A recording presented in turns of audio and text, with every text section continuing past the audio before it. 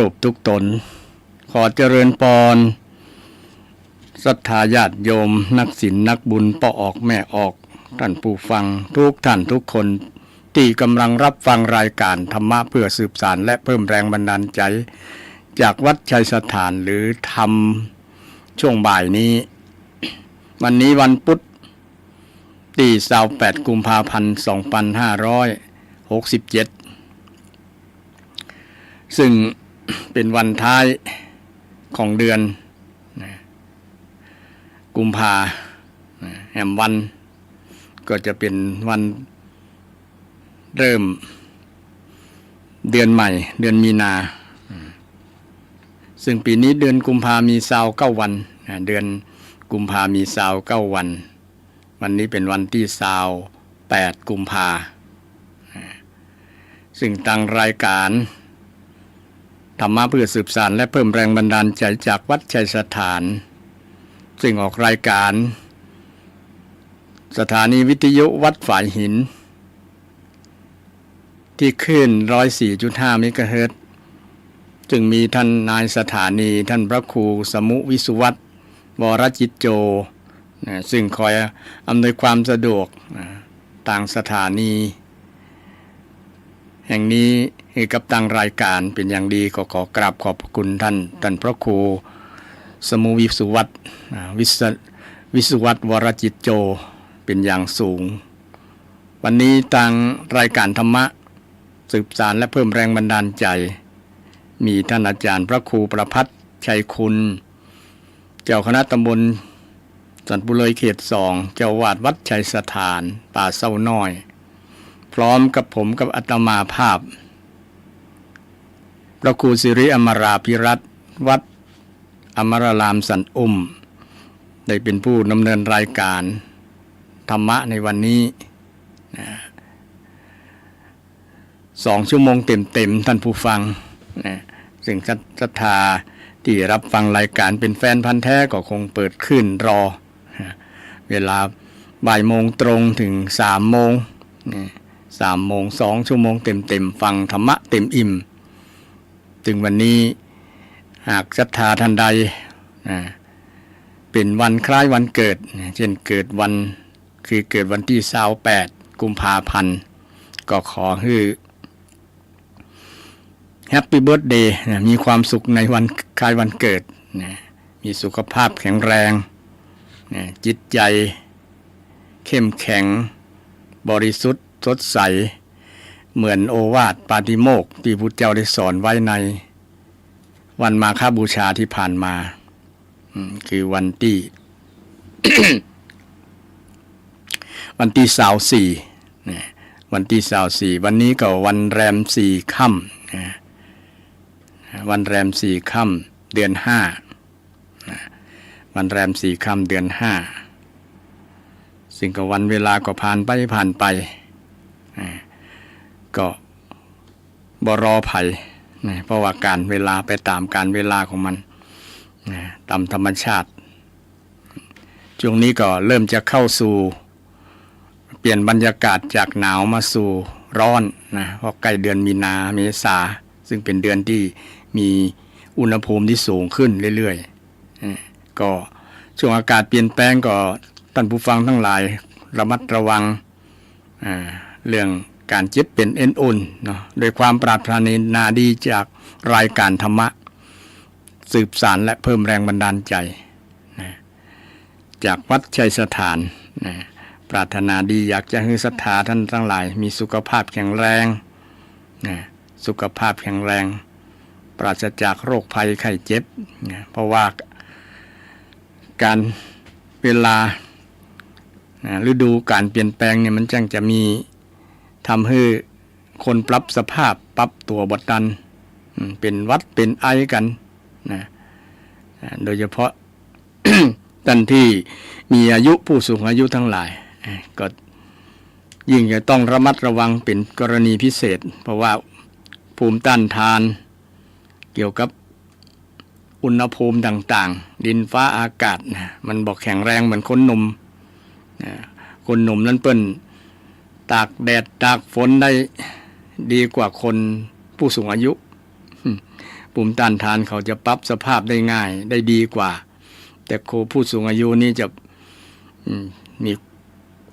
ภูมิคุ้มกันภูมิป้องกันนะจะปรับตัวบ่ทันเหมือนคนหนุ่มฉะนั้นก็ระมัดระวังกัน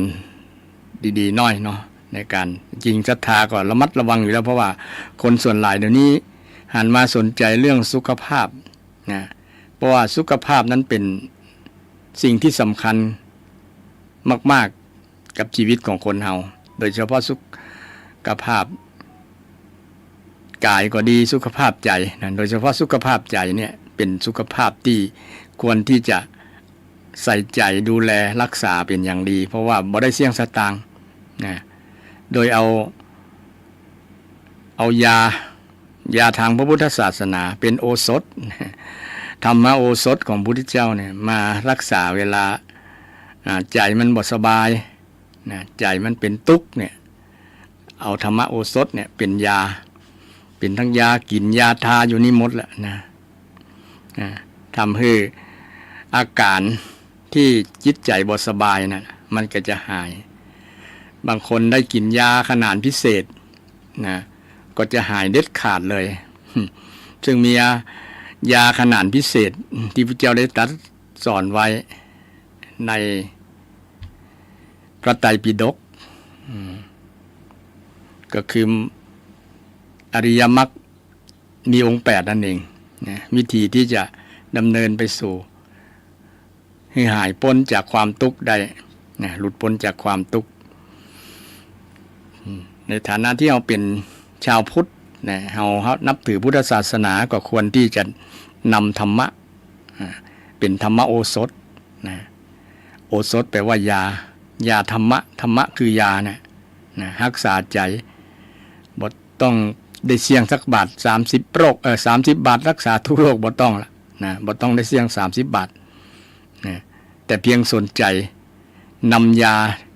ทางพุทธศาสนาเป็นคำสอนทางพุทธเจ้าเนี่ยมาใช้นะมาบริโภคมาดื่มนะรสของธรรมะเนี่ยเป็นรสที่ชนะกว่ารสทุกอย่างรสภายนอกนะจะเป็นรสเปรี้ยวหวานมันเค็มรสทางนั้นยังสู้รสธรรมะบ่ได้นะรสอาหารที่ว่าลำอร่อยก็ยังสู้รสธรรมะบ่ได้เพราะรสธรรมะนี้บ่มีโทษมีแต่ประโยชน์นะมีแต่ประโยชน์กับชีวิตกับสุขภาพจิตของเฮา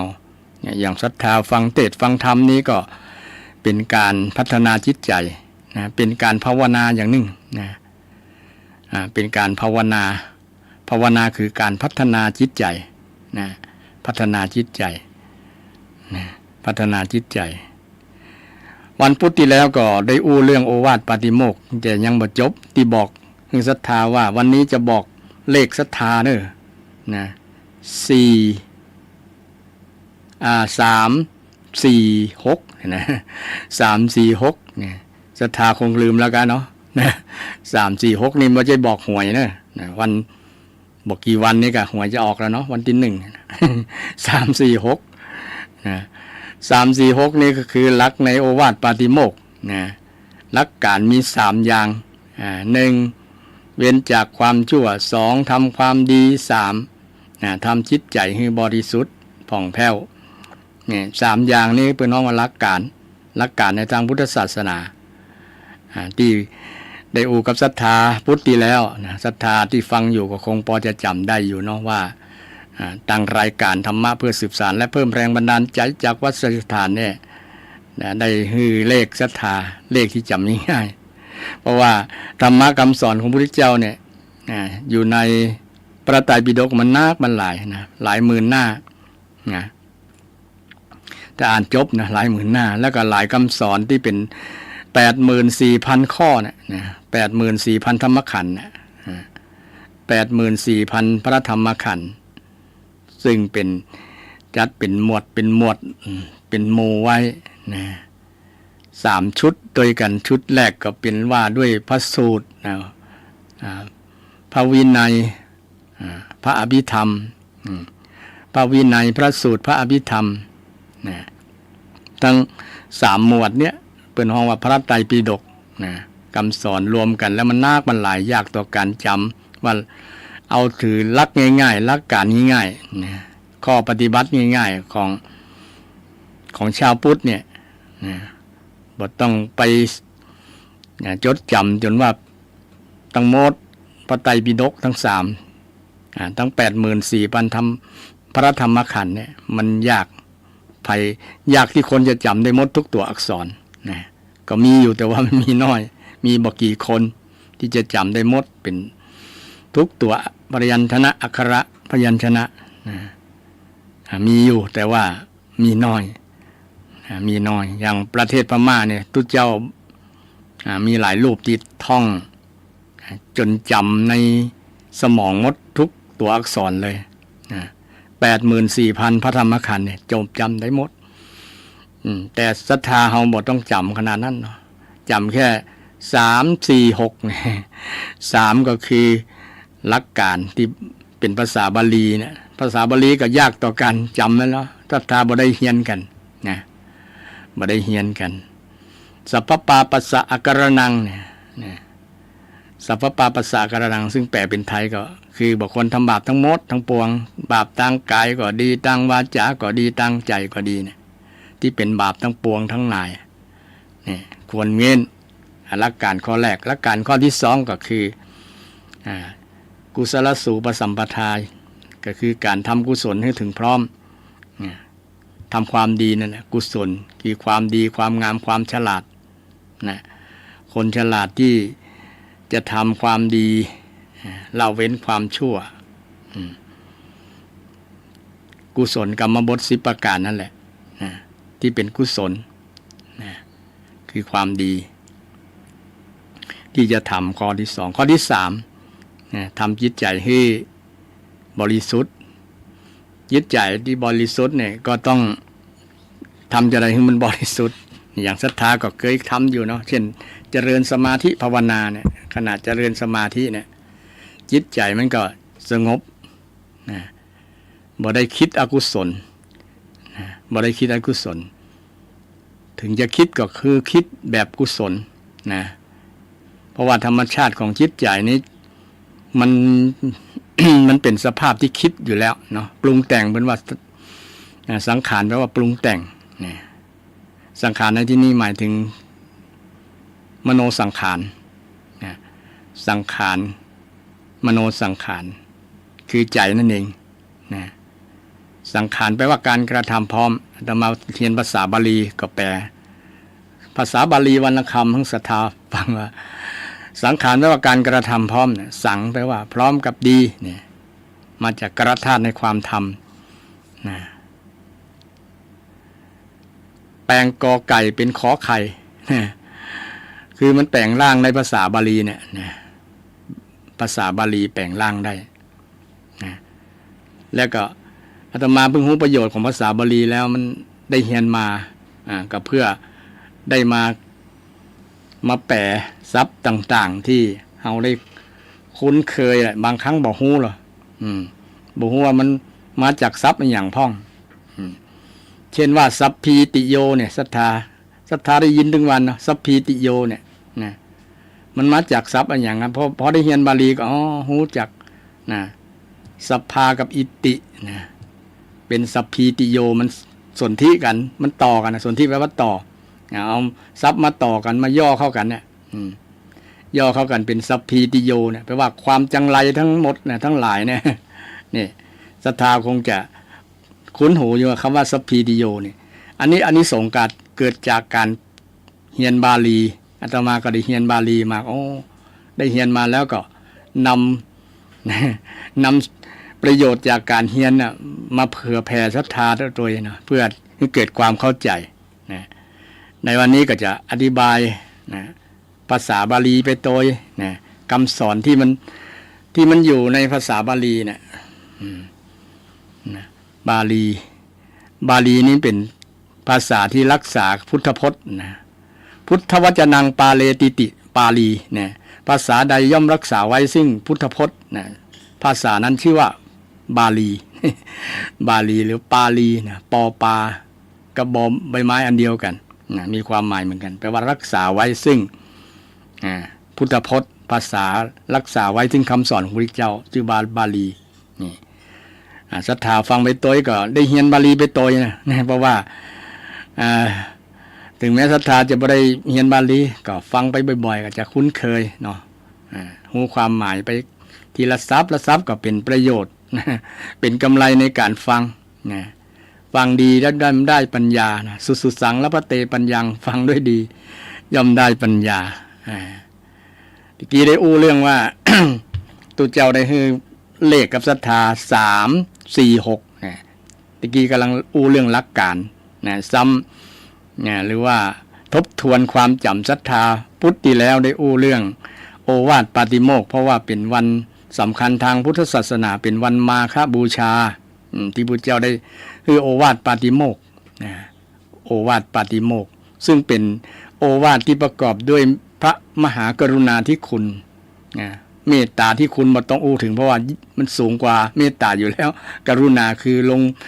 พระองค์ทรงเอ็นดูเอ็นดูภาษากำเมืองเอ็นดูเนาะสงสารภาษาภาคกลางว่าสงสารมีความห่วงใยสงสารสัตว์โลกที่มีความทุกข์มีปัญหาต่างๆปัญหาสปะอย่างที่มนุษย์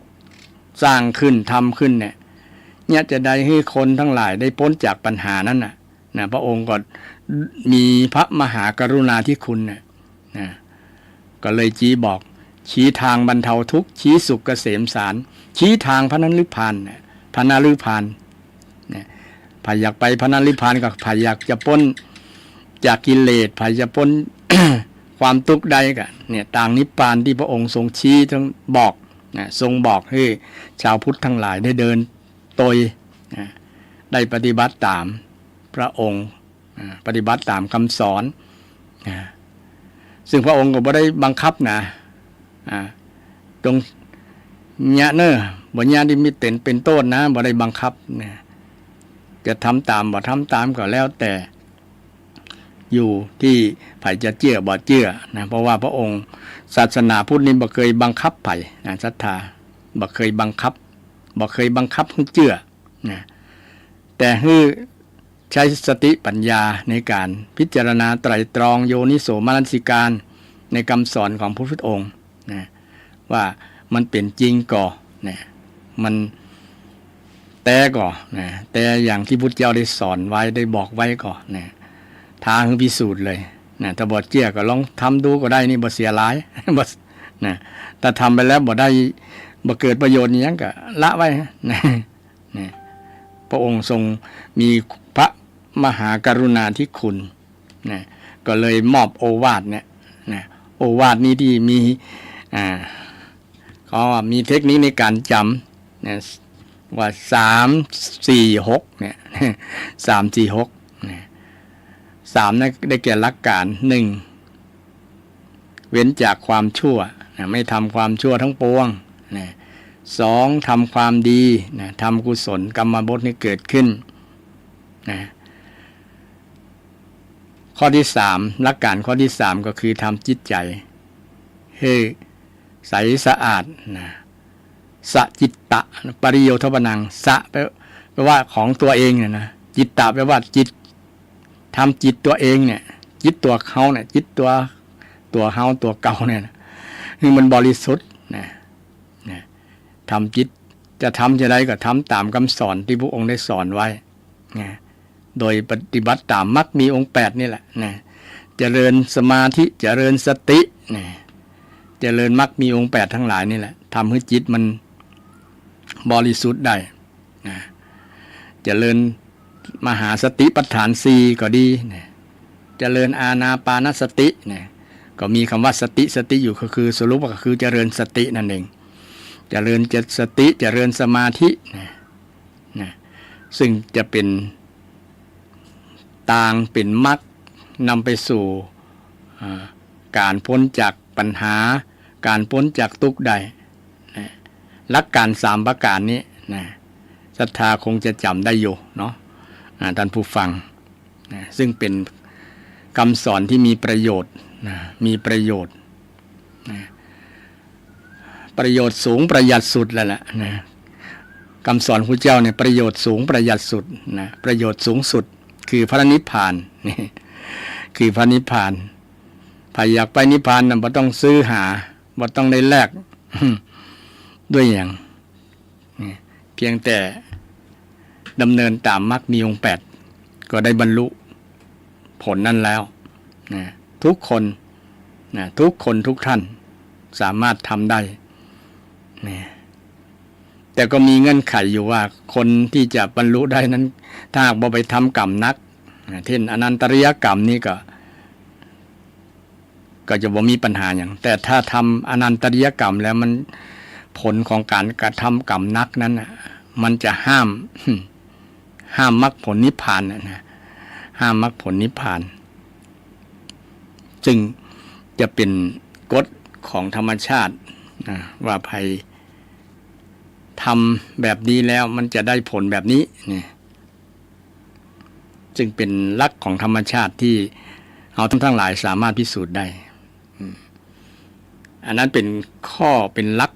การทางพุทธศาสนาที่ศรัทธาญาติโยมสามารถนำเป็นหลักในการดำเนินชีวิตได้ก็ถามตัวเก่าวันนี้เราทำตามหลักพุทธศาสนาก็วันนี้เรา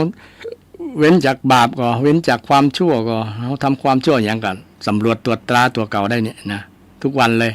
เนี่ยเอาหลักพุทธศาสนานี่แหละนะเอาหลักพุทธศาสนาจับไว้วันนี้เราทำความดีหรือยังทำความดีหรือยังความดีก็มีหลากหลายกุศลกรรมบททั้ง10ประการที่การทำความดีง่ายๆก็คือศีลสมาธิปัญญาเนี่ยนะวันนี้เรารักษาศีลหรือยังเจริญสมาธิเป็นเจริญปัญญาหรือยังเนี่ยวันนี้เราพัฒนาจิตหรือยังวันนี้ฟังเทศหรือยังฟังเทศการฟังเทศเป็นเหตุนำมาซึ่งสัมมาทิฏฐิเกิดสติปัญญาอานิสงส์การฟังเทศพระพุทธเจ้าได้ตรัสไว้ว่า1ได้ฟังสิ่งใหม่2ได้เข้าใจสิ่งเก่า2ได้บรรเทาความ3ได้บรรเทาความกังขา4ได้สัมมาทิฏฐิ5ได้สติปัญญาจิตใจผ่องแผ้วซึ่งเป็นอานิสงส์ของการฟังเทศน์ฟังธรรมนะเป็นการฟังเทศน์ฟังธรรม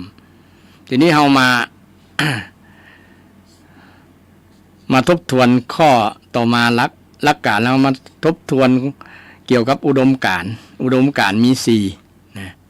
อุดมการณ์มี4ศรัทธาคงจะพอจำได้ก็นะผ่านไป7วันมาได้อุดมการณ์คือเป้าหมายของชีวิตของคนเฮาเนี่ยอุดมการณ์ในพุทธศาสนามี4ประการนะอุดมการณ์คนเฮาเกิดมาก็ต้องมีอุดมการณ์นะมีเป้าหมายของชีวิตนั่นแหละเป้าหมายสูงสุดคืออย่างนะส่วนชาวโลกทั้งหลายก็มีเป้าหมายอยากจะรวยอยากจะมีบ้านมีรถอยากจะมีครอบครัวที่อบอุ่นเนี่ยมันก็เป้าหมายของชีวิตอ่ะ อยากจะรวยมีเงินทองมีทรัพย์สินเงินทองต่างๆนี่เป้าหมายชีวิตของคนเป็นอุดมการณ์เป้าหมายที่หวังไว้วาดไว้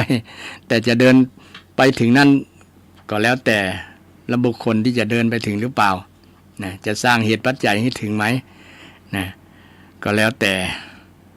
คนนั้นๆแต่ทุกคนมีเป้าหมายในการแต่เป้าหมายในทางพุทธศาสนามี4อย่างด้วยกันที่จะนำไปประยุกต์ใช้กับชีวิตประจำวันของเราได้ข้อแรกนี่คือขันติความอดทนอดกลั้นขันติปรมังตโปตีติขาภาษาบาลีขันติปรมังตโปตีติขาตีติขาความอดกลั้นเนาะขันติคือความอดทนความอดทนอดกลั้นนี่เนี่ยเป็นเป้าหมายใครได้ผ่านเป้าหมายนี้แหละนะถือว่าบรรลุประสบผลสำเร็จในชีวิตละอย่างคนแต่ก่อนนี่มีความอดทนสูงความอดทนสูง เป็นได้ถึงว่ามีความอดทนสูงเพราะว่าคนแต่ก่อนบ่มีตัวช่วยหรอกนะต้องทำด้วยตัวเก่าจริงๆเลยนะเช่นจะทำไร่ทำนาเนี่ยก็ต้องไปเอาขอบกไปขุดปั้นคะนาเองนะบ่มีเครื่องยนต์เครื่องจักรช่วยนะทนต่อความลำบากตรากตรำทนต่อสภาพดินฟ้าอากาศนะทำการทำงานอย่างเพื่อนว่าหลังสู้ฟ้าหน้าสู้ดินนะเหงื่อย้อยเป็นเม็ดเป็นเม็ดนะเสื้อนี่ยังเอาน้ำมาจุ๊บปั้นมิดได้เลยนะเพราะว่าทำงานนักนะอดทนสู้นะสู้งานผ่านการอดทนอย่างทหารเพื่อนผ่านการอดทนมานะถือว่าบรรลุเป้าหมายในส่วนหนึ่งแหละคนบางคนเนี่ยถูกไปเกณฑ์ทหารเนี่ยผ่านการฝึกมาถ้าฝึกผ่านการฝึกได้ก็ถือว่าพ้นละนะได้เป็นทหารเต็มตัวแล้วบางคนที่ผ่านการฝึกมาแล้วเป็นคนละคนก็มีนะเป็นคนมีระเบียบเป็นคนมีนิสัยไปจากที่ก่อนที่เคยเป็นคนที่บ่มีระเบียบวินัยเป็นคนที่บ่มีเหตุมีผลเนี่ยพอผ่านการฝึกเป็นทหารแล้วเป็นคนใหม่เลยก็มีนะแต่บางคนมันมีความอดทนเป็นพื้นฐานอยู่แล้วเพราะว่าได้รับการฝึกฝนจากพ่อแม่ได้สอนได้อบรมมาได้ฝึกมาฝึกให้ลูกอดทนนี่ความอดทนจึงเป็นเป้าหมายของชีวิตของคนเราแม้แต่พระสงฆ์องค์เจ้าเนี่ยก็ถือว่าเป็นตัวลักแหละแต่ต้องผ่านการอดทนนะเช่นศรัทธาคงเคยหันพระสงฆ์องค์เจ้าที่เป็นทุดงเตียวแล้วบดใส่เกิบนะ เตียวเป็นหลายๆเป็น100 กิโลหลาย100 กิโลเนี่ยตั้งเหนือจดใต้นะตะวันตกจดตะวันออกอีสานมาทางใต้ไปอีสานเป็นต้นนะเปิ้นจะทดสอบความอดทนแล้วก็ทดสอบความกลัวทดสอบใจตัวเก่าว่าจะผ่านบางคนกลัวนะไปนอนในป่าไปนอนในถ้ำนะไปพักในถ้ำเนี่ยจิตบอกแข็งพอเนี่ยนะถึงกับมรณภาพเลยก็มีบางคนนะเพราะอาจจะเจออย่างต่างๆที่มันบ่เคยเจอในชีวิต เนี่ยศรัทธาเท่านั้นคนแต่ก่อนเนี่ยเปิ้นจึงมีความศรัทธาเลื่อมใสในพระธุดงค์เนี่ยที่เปิ้นไปธุดงค์จริงๆนะไปทดสอบนะไปฝึกไปฝนนะเพื่อผ่านอุดมคตินะผ่านอุดมการณ์ตัวเนี้ยนะคือความอดทนนะอดทนผ่านขึ้นได้บางครั้งบ่ได้เข้าได้น้ำนะไปในป่าในดอยนะกินผลหมากรากไม้เอานะ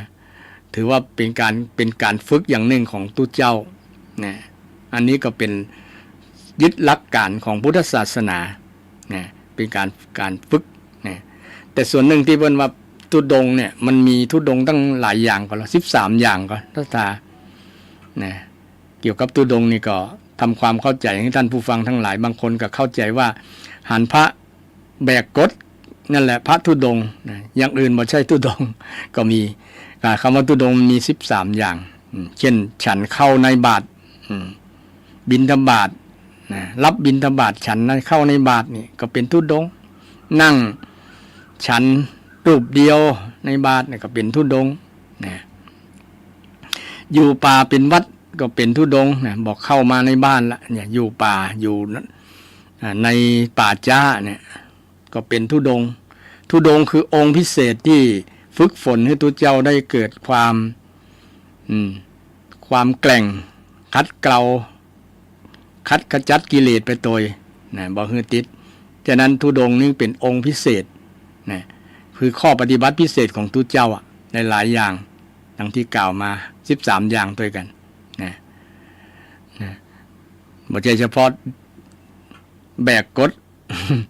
เกี่ยวเดินอย่างเดียวนะอย่างอื่นก็มีหลายอย่างนะ13อย่างเนี่ยธุดงค์เปิ้นฮ้องว่าธุดงค์ฉันเข้าหรือว่าถือผ้าบางสกุล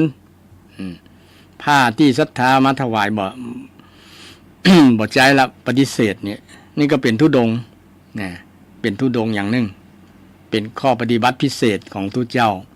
นะศรัทธาจะเอาผ้าจากร้านที่เป็นขายจีวรขายผ้าจีวรขายอัฐบริขารต่างๆมาถวายเนี่ยทุเจ้าที่เพิ่นถือธุดงค์เพิ่นก็บ่รับนะอันนั้นเพราะว่าเพิ่นถือยึดถือปฏิบัติอันนี้เรื่องธุดงค์ศรัทธาท่านผู้ฟังทั้งหลาย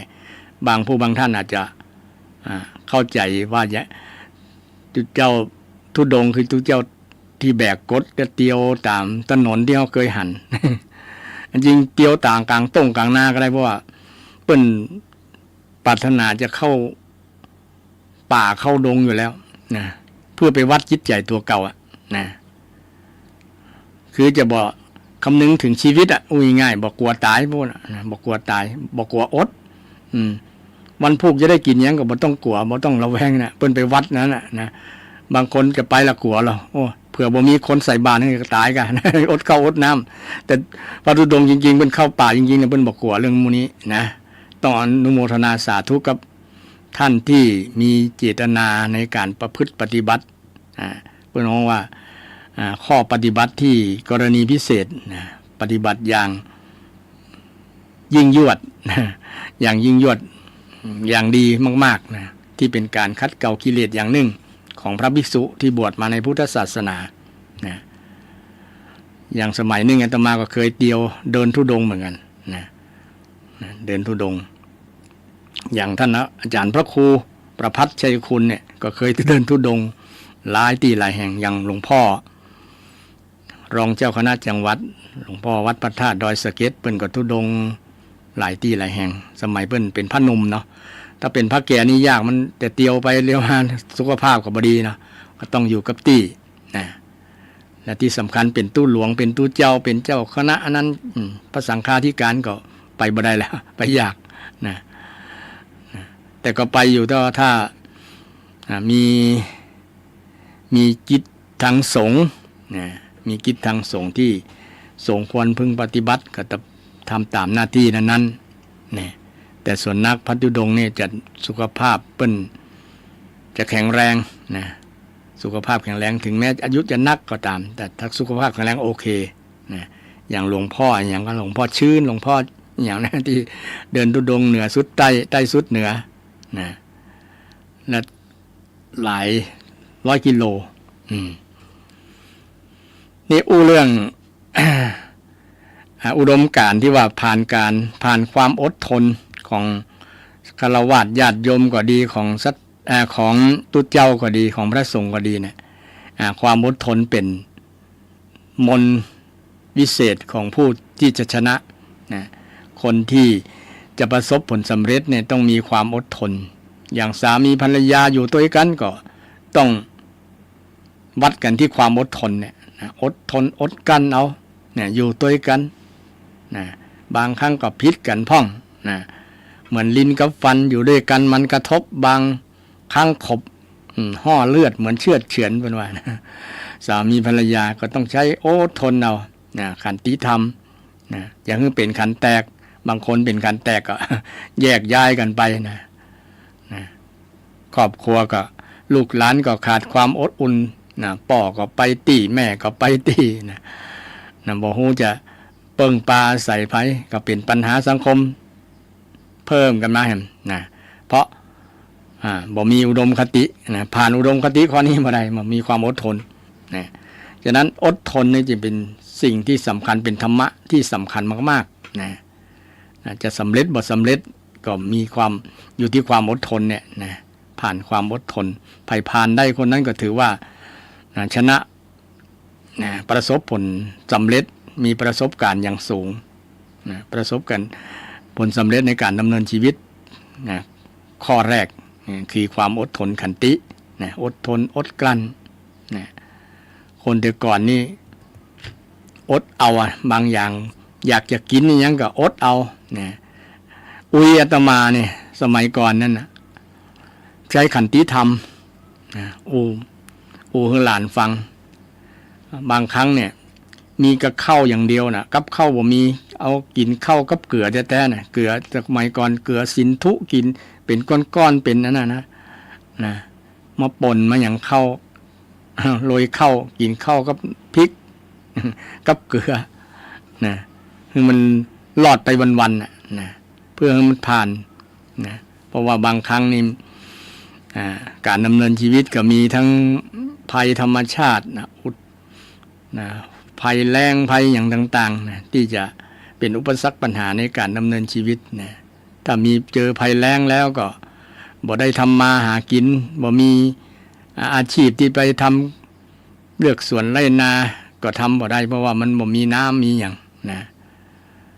ก็จำเป็นต้องอดเอานะอดได้นะอดมือกินมือนะเราฟังแล้วเป็นหน้าเอ็นดูนะน่าสงสารนะเป็นเราของสมัยตะก่อนนะโดยเฉพาะทางภาคอีสานนี่มีสภาพมีอากาศที่แล้งบางอำเภอบางจังหวัดเนี่ยแล้งเป็น2 ปีติดต่อกันก็มี3 ปีติดต่อกันก็มีนะอย่างแถวอันนั้นก็ทุ่งกุลาร้องไห้นะเนาะทุ่งกุลาร้องไห้ศรัทธาท่านผู้ฟังคงเคยได้ยินนะทุ่งกุลาร้องไห้เนี่ยมันมีเขตแดนกว้างขวางมันมีหลายจังหวัดติดต่อกันนะติดต่อกันนะแล้วก็มาเกือบถึงนครราชสีมาส่วนหนึ่งนะตั้งบุรีรัมย์ตั้งยะโสธรหลายที่นะหลายจังหวัดนะที่ติดเป็นพื้นที่ของภาคอีสานที่ห้องว่าทุ่งกุลานะมันพอสุดลูกหูลูกตาบ่มีต้นไม้สักต้นแต่เดี๋ยวนี้อีสานเขียวแล้วเริ่มดีแล้วนะมันจะปิ้นกันแล้วนะฝนฟ้าก็ดีขึ้นเรื่อยๆนะเพราะว่ามีต้นไม้เขียวอีสานเขียวนะอีสานเขียวเพราะว่ามีช่วงหนึ่งที่รัฐบาลเพิ่นส่งเสริมให้ปลูกต้นไม้ปลูกอย่างให้มันมีความชุ่มชื้นดึงดูดฝนนะทำให้คน ได้มองเห็นความสำคัญของน้ำฝนนะเพราะว่าบางที่บางแห่งมันบ่มีน้ำคลอง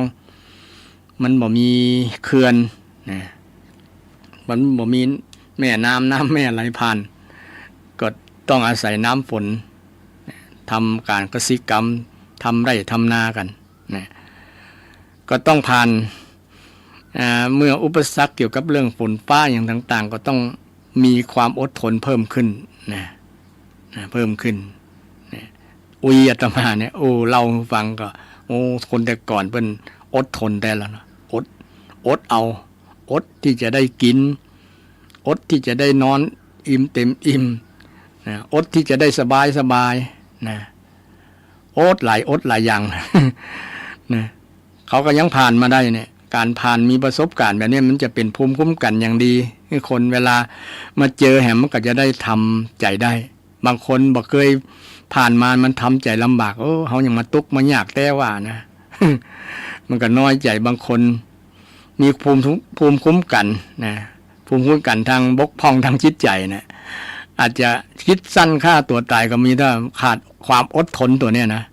อดทนน้อยนะความอดทนน้อยบ่อดทนบ่มีจิมหัดจำให้นะทำให้ปัญหาต่างๆเกิดขึ้นกับคนนั้นแล้วก็บ่มีทางแก้นะฉะนั้นความอดทนจึงเป็นสิ่งที่ดีนะเป็นการฝึกฝนคือคนได้มีประสบการณ์อย่างดีแล้วก็พ้นต่อการฝึกฝนให้มีความแข็งแกร่งนะมีภูมิคุ้มกันที่ดีแข็งแรงอย่างพระพุทธเจ้าของเราก็ผ่านการฝึกฝนมาหลายๆนะเช่นเป็นคำว่าทุกขกิริยาเนี่ยทุกขกิริยาแปลว่ากิริยาที่ทำได้ยากทำได้ยากภัยที่ยากที่ได้ทำนะเช่นนะอดนั่งอดเข้านะอดเข้านะอดเข้าเพื่อให้มันบ่ให้เพื่อให้กิเลสมันตายเนี่ยนะคนจะตายก่อนกิเลสนะกิเลสบ่ตายนะพระเจ้าก็ผ่านฝึกมาแล้วนะนั่งกำนิ้วมือจนเล็บเนี่ยทะลุด้านนะกำนิ้วจนนิ้วมันนะ คบเอาฟันทั้งบนทั้งล่างคบกันนะจนเหงื่อออกนะเอาลิ้นเนี่ยดันเพดาน จนเหงื่อมันไหลนะสปะอย่างที่พระองค์ได้นะอย่างคนแต่ก่อนคนอินเดียนะนั่งนอนบนเหล็กแหลมนอนบนหนามเนี่ยเตียวบนหนามนะคือมันหนามมันทิ่มมันอย่างก็เพราะทุกขละกิริยาทำกิริยาที่นะการกระทำที่ทำได้ยากนะพระองค์ก็ผ่านฝึกฝนมาแล้วนะทั้งที่พระองค์ได้เป็นพระมหากษัตริย์ยังผ่านมาได้พระมหากษัตริย์นี่สบายมากใดศรัทธาก็คงจะโหเนาะนะจะเสวยก็ได้เสวยอยากจะบรรทมก็บรรทมอยากจะนอนภาษาชาวบ้านก็อยากจะกินก็ได้กินอยากจะนอนก็ได้นอนอยากจะเสพกามก็ได้เสพ สบายทุกอย่างแต่พระองค์ผ่านมาได้ด้วยการฝึกฝนนะอดทนพระองค์คง หันว่ามาบำเพ็ญเพียรทางจิตใจเนี่ยนะบำเพ็ญเพียรทางกายนั้นมันจะทำให้บ่ได้ผลนะแต่ก็เป็นประสบการณ์อย่างหนึ่งนะที่บ่งบอกถึงน้ำจิตใจเนี่ยมันเข้มแข็งมันแข็งแกร่งนะจิตใจมันแข็งแกร่งมันผ่านอุปสรรคตัวนี้ไปได้เพราะว่ามีใจแข็งนั่นเองใจสู้นะคนมีใจสู้ภาษาบาลีเป็นว่าวีระบุรุษนะวีระแปลว่ากล้าแข็งสู้นั่นเองนะสู้ใจสู้ใจกล้าใจแข็งนี่วีระนี่วีรสตรีวีระบุรุษนี่บุรุษผู้กล้าผู้แกร่งสตรีผู้กล้าผู้แกร่งวีระตัวนี้นะวีริยะนะอันเดียวกันศรัทธาแปลว่าเพียรนะเพียรนะคนมีความเพียรก็มีขันติอยู่ในนั้นตัวนะขันติธรรมนะเมื่อคนมีขออดทนขันตินะแล้วกับเพียรตัวมันก็นำไปสู่ความสำเร็จนะเป็นอุดมการณ์ของทางพุทธศาสนานะโดยเฉพาะอดทนทางด้านจิตใจนะจิตใจอดทนต่อกิเลสอดทนต่ออำนาจกิเลสอดทนต่อกรรมกรรมจาที่เป็นวจีทุจริตอดทนอันนี้อดทนยากมากนะโดยเฉพาะอดทนอดกั้นต่อกรรมกรรมจาเนี่ยเนาะศรัทธาเช่นกรรมกรรมจาที่มันมีชื่อของเฮาอยู่ตัวนั่นอันนั้นมันว่าเฮาอันนั้นมันด่าเฮาแล้วเนี่ย มันมีตัวเฮาเข้าไปในกรรมกรรมด่านั่นนะกรรมว่านั่นนะในคำพูดนั้นมีชื่อของเฮาตัวนะมันจะเริ่มมีผลกระทบละนะถ้าผ่านตรงนั้นได้เนี่ยคนนั้นชื่อว่าผ่านขันตินะผ่านขันติบารมีละ ขันติบารมีสังสมขันติบารมีนะบางคนมันผ่านลำบากหรอนะมีมันห้องว่ามีอย่างก็มีอัตตามีตัวตนนะไผมาว่าฮาบะนะเนี่ยมันมีฮามีคิงขึ้นมา มันมีตัวขึ้นมามีอัตตาขึ้นมาภาษาพาคเนาะอัตตามีตัวตนขึ้นมานะจริงคำด่านั้นน่ะมันเป็นเพียงเสียงเดซิเบลเนาะแต่เอาไปยึดว่ามันไอเสียงนั้นมันคือ มันคืออะไรอย่างคืออาวุธร้ายนะอาวุธร้ายและร้ายกาจนะเป็นหอกเป็นดาบมาทิ่มแทงจิตใจนะเพราะว่ามันเป็นธรรมชาติของบุคคลที่ยังบรรลุธรรมนั่นเอง ถ้าบรรลุธรรมแล้วก็บ่มีความหมายอย่างนะคำด่าคำอย่างนะเพราะว่าพระที่บรรลุแล้วนะบุคคลที่บรรลุแล้วเปิ้นจะบ่มีเวทนาบ่มีความรู้สึกบ่รู้สึกเจ็บใจบ่รู้สึกกระทบกระทั่งอย่างนะเพราะว่ามันมองว่ามันเป็นกรรมเป็นเสียงมาได้นะเสียงนะถ้าปรุงแต่งว่ามันเสียงนั้นคือมันด่าเฮานะด่าเฮาว่าเฮานินทาเฮานี่นินทามีตัวเฮาเข้าไปอยู่นั้นน่ะไปยึดว่ามันกรรมเสียงนั้นน่ะเข้ามาเป็นเข้ามาในหูแล้วว่าคนนั้นด่าเฮาคนนี้ว่าเฮาน่ะ มันจะเกิดอารมณ์เกิดเวทนาพวกเราอารมณ์โกรธอารมณ์บ่พอใจนะอารมณ์บ่พอใจแล้วก็ทำให้มีปฏิกิริยาโต้ตอบนะเช่นไปด่าตอบไปว่าตอบนะก็จะเป็นไฟกับน้ำมันแล้วกันเนี่ยนะเป็นระเบิดขึ้นละนะทั้งสองฝักสองฝ่ายฮ้อนใส่กันนะต้องเอา ธรรมะเวลาโกรธขึ้นมาเนี่ยต้องเอาธรรมะมานะมาระงับมันมีข้ออย่างก็เปิดห้องว่าข้อที่ไปสำรวจนะคนที่ไปสำรวจตรวจดูว่าคนที่มีอารมณ์โกรธเนี่ยมันทำให้หลั่งสารที่ทำให้ทำลายร่างกายของเราเนี่ยนะกว่าจะทำลายสารตัวนี้ออกเนี่ยนะสมมุติว่าโกรธสัก2 นาทีนะแล้วทำให้ร่างกายต้องทำลายสารที่บดีนะออกนะใช้เวลาถึงเท่าไหร่นะ8 ชั่วโมงนะ6 ชั่วโมงสมมา6 ชั่วโมงนะ6 ชั่วโมงต้องใช้เวลาถึง6 ชั่วโมงนะถึงจะล้างธรรมชาติที่ธรรมชาติของร่างกายมันสร้างสารที่มันบดีต่อร่างกายเนี่ยออกทั้งหมดนะแค่เขาโคด2 นาทีนะสถา ด็อกเตอร์อย่างก็บนไปทำวิจัยมาแล้วนะอรวรรณหรืออย่างนั้นนะดร.อรวรรณที่มีการวิจัยว่าคนโคดเนี่ยโคดทำให้ร่างกายหลั่งสารที่บดีเป็นผลบดีต่อร่างกายเนี่ยนะแค่โคด2 นาทีนะสถา บนทดสอบมา2 นาทีนะเขาต้องเสียเวลาร่างกายต้องเสียเวลาไปทำลายล้างสารที่บดีเนี่ยขจัดออกถึง6 ชั่วโมงนะ6 ชั่วโมงฉะนั้นมันเป็นสิ่งที่น่าคิดเหมือนกันเนาะเวลาเขาโกรธนะเกิดจาก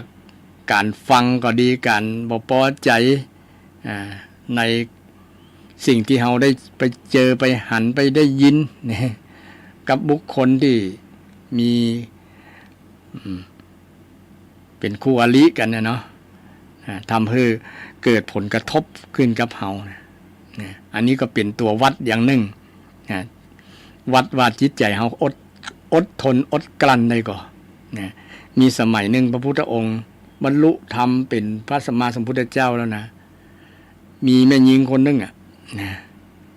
ชื่อมาคันธิยาจ้างคนมาด่าด้วยวัตถุ10 ประการ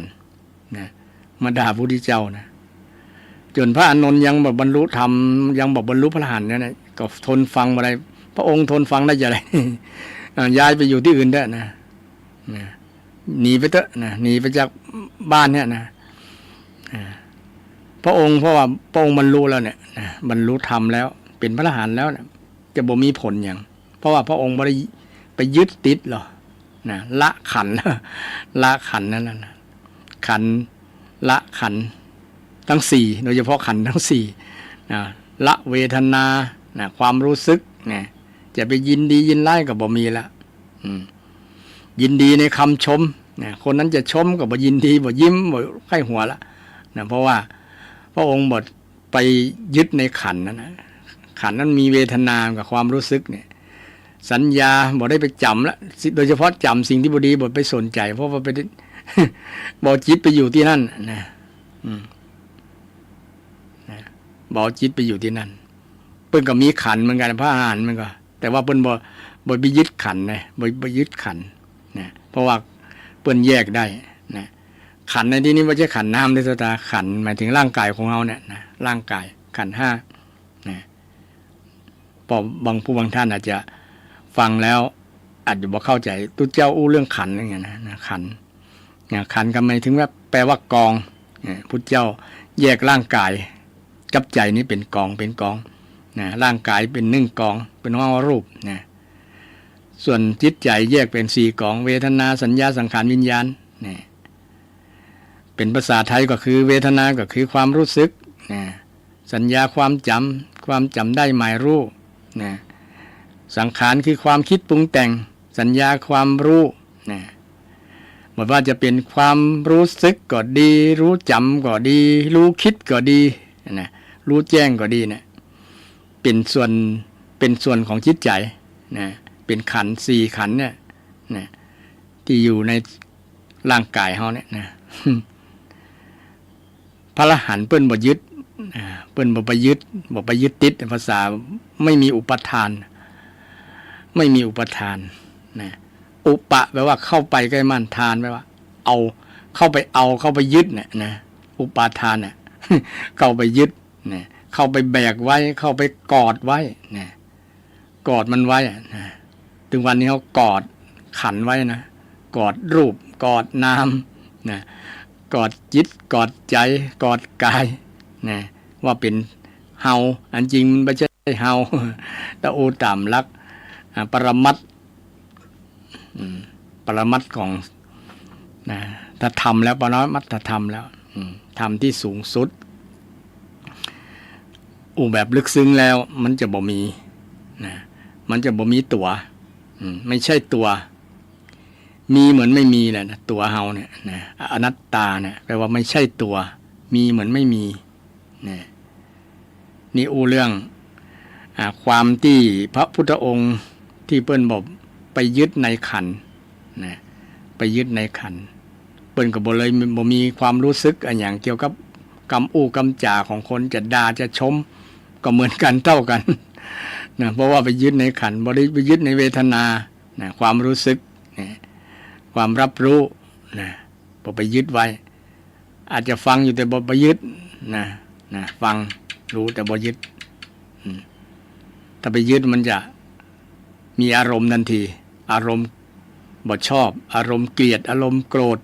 อารมณ์ชิงชังต่างๆเนี่ยนะ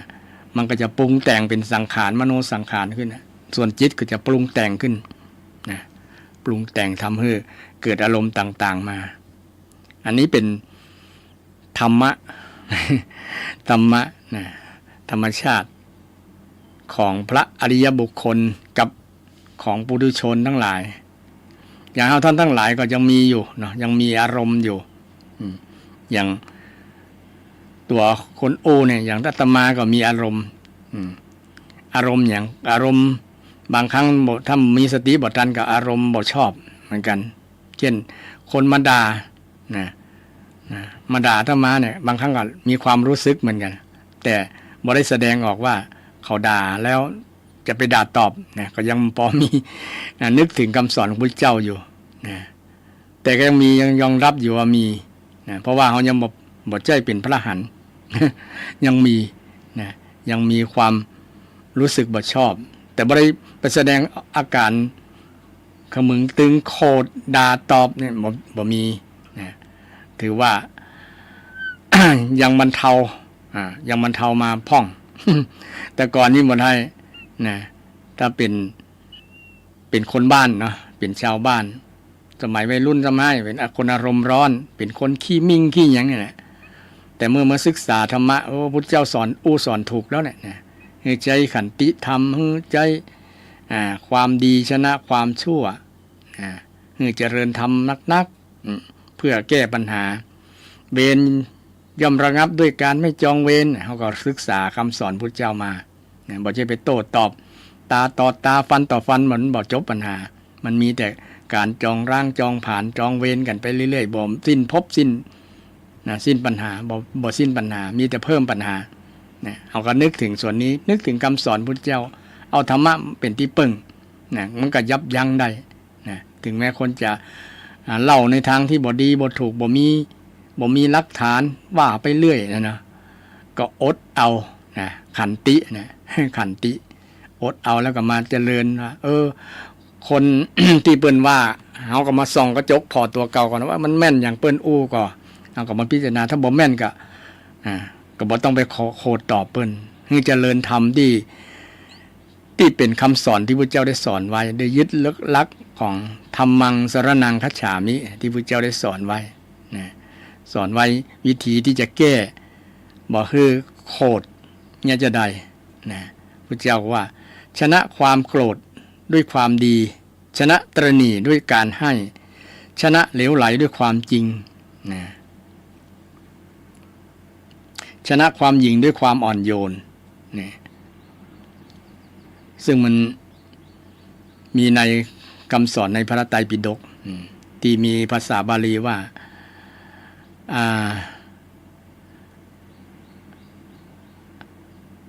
โกทังอย่างก็ลืมไปอย่าง สัญญาความจำนะแต่สรุปแล้วก็มีประมาณเนี้ยถ้าแปลเป็นภาษาไทยนะคำสอนบางครั้งสัญญาก็เป็นอนิจจาเป็นอนิจจังคือไม่เที่ยงเนาะความจำไม่เที่ยงนะอย่างเป็นอันนี้ก็เป็นคำสอนที่พระเจ้าสอนตรงจริงๆเลยนะว่าสัญญาอนิจจาความจำไม่เที่ยง40ลืมหน้า50ลืมหลังถ้า60 70ไปแล้วก็มาต้องอู้กันแล้วนะมันอาจจะทั้งลืมทั้งหน้าลืมทั้งหลัง ลืมทั้งทุกอย่างลืมรอบด้านเลยนะลืมรอบด้านนะเพราะว่ามันเป็นอนิจจังนะแต่เมื่อคนที่ได้ฝึกเป็นอริยบุคคลแล้วอาจจะบ่ลืมบ่จะอาจบ่ลืมละนะคือพระผู้ที่มีสติบริบูรณ์เนี่ยจะบ่ลืมนะอย่างพระอานนท์เนี่ยเพิ่นจำพระไตรปิฎกทั้งหมดนะ ที่เพิ่นมาบันทึกเป็นในใบลานลงในคัมภีร์ทั้งหลายนะก็มาจากสัญญาในส่วนสัญญาความจำมาจากการเจริญสติระลึกมันระลึกบ่อยๆมันจะไม่ได้ลืมนะแต่ก็มันก็จะลืมอยู่สิ่งที่เราไม่ได้ไปสนใจไม่ได้ไป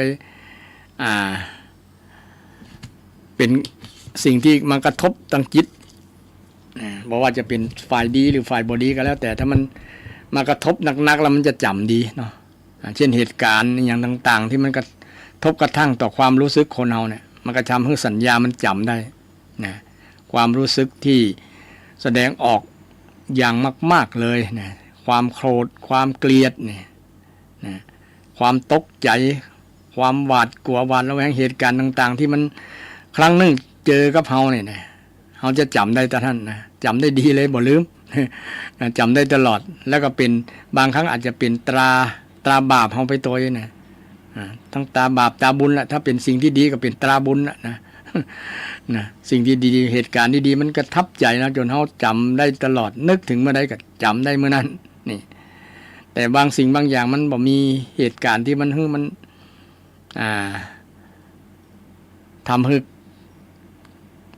เวทนาหรือว่าความรู้สึกมันกระตุ้นแรงเนี่ยมันจะบ่จำมันจะบ่จำฉะนั้นความจำนี่ก็เป็นอนิจจังเหมือนกันนะอนิจจังคือความไม่เที่ยงทุกสิ่งไม่เที่ยงขันธ์5ทั้งหลายเวทนาความรู้สึกก็บ่เที่ยงนะสัญญาความจำก็บ่เที่ยงนะความคิดก็บ่เที่ยงนะบ่เที่ยงทักอย่างความรู้วิญญาณก็บ่เที่ยงนะวิญญาณความรู้แจ้งนะวิญญาณ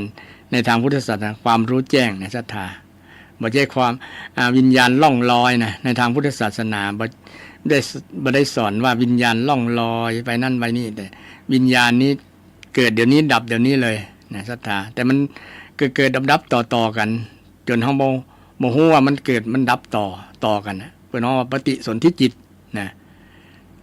มันยังมีที่ดับและที่เกิดนะเป็นสิ่งที่ละเอียดอ่อนที่เราสังเกตได้ยากลำบากว่ามันดับตอนไหนนี่เช่นศรัทธานั่งฟังเทศน์นั่งฟังกับอาตมาบรรยายอยู่เนี่ยจิตในส่วนที่ ในส่วนที่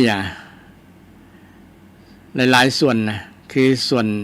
ทั้ง4ส่วนเวทนาสัญญาสังขารวิญญาณเนี่ย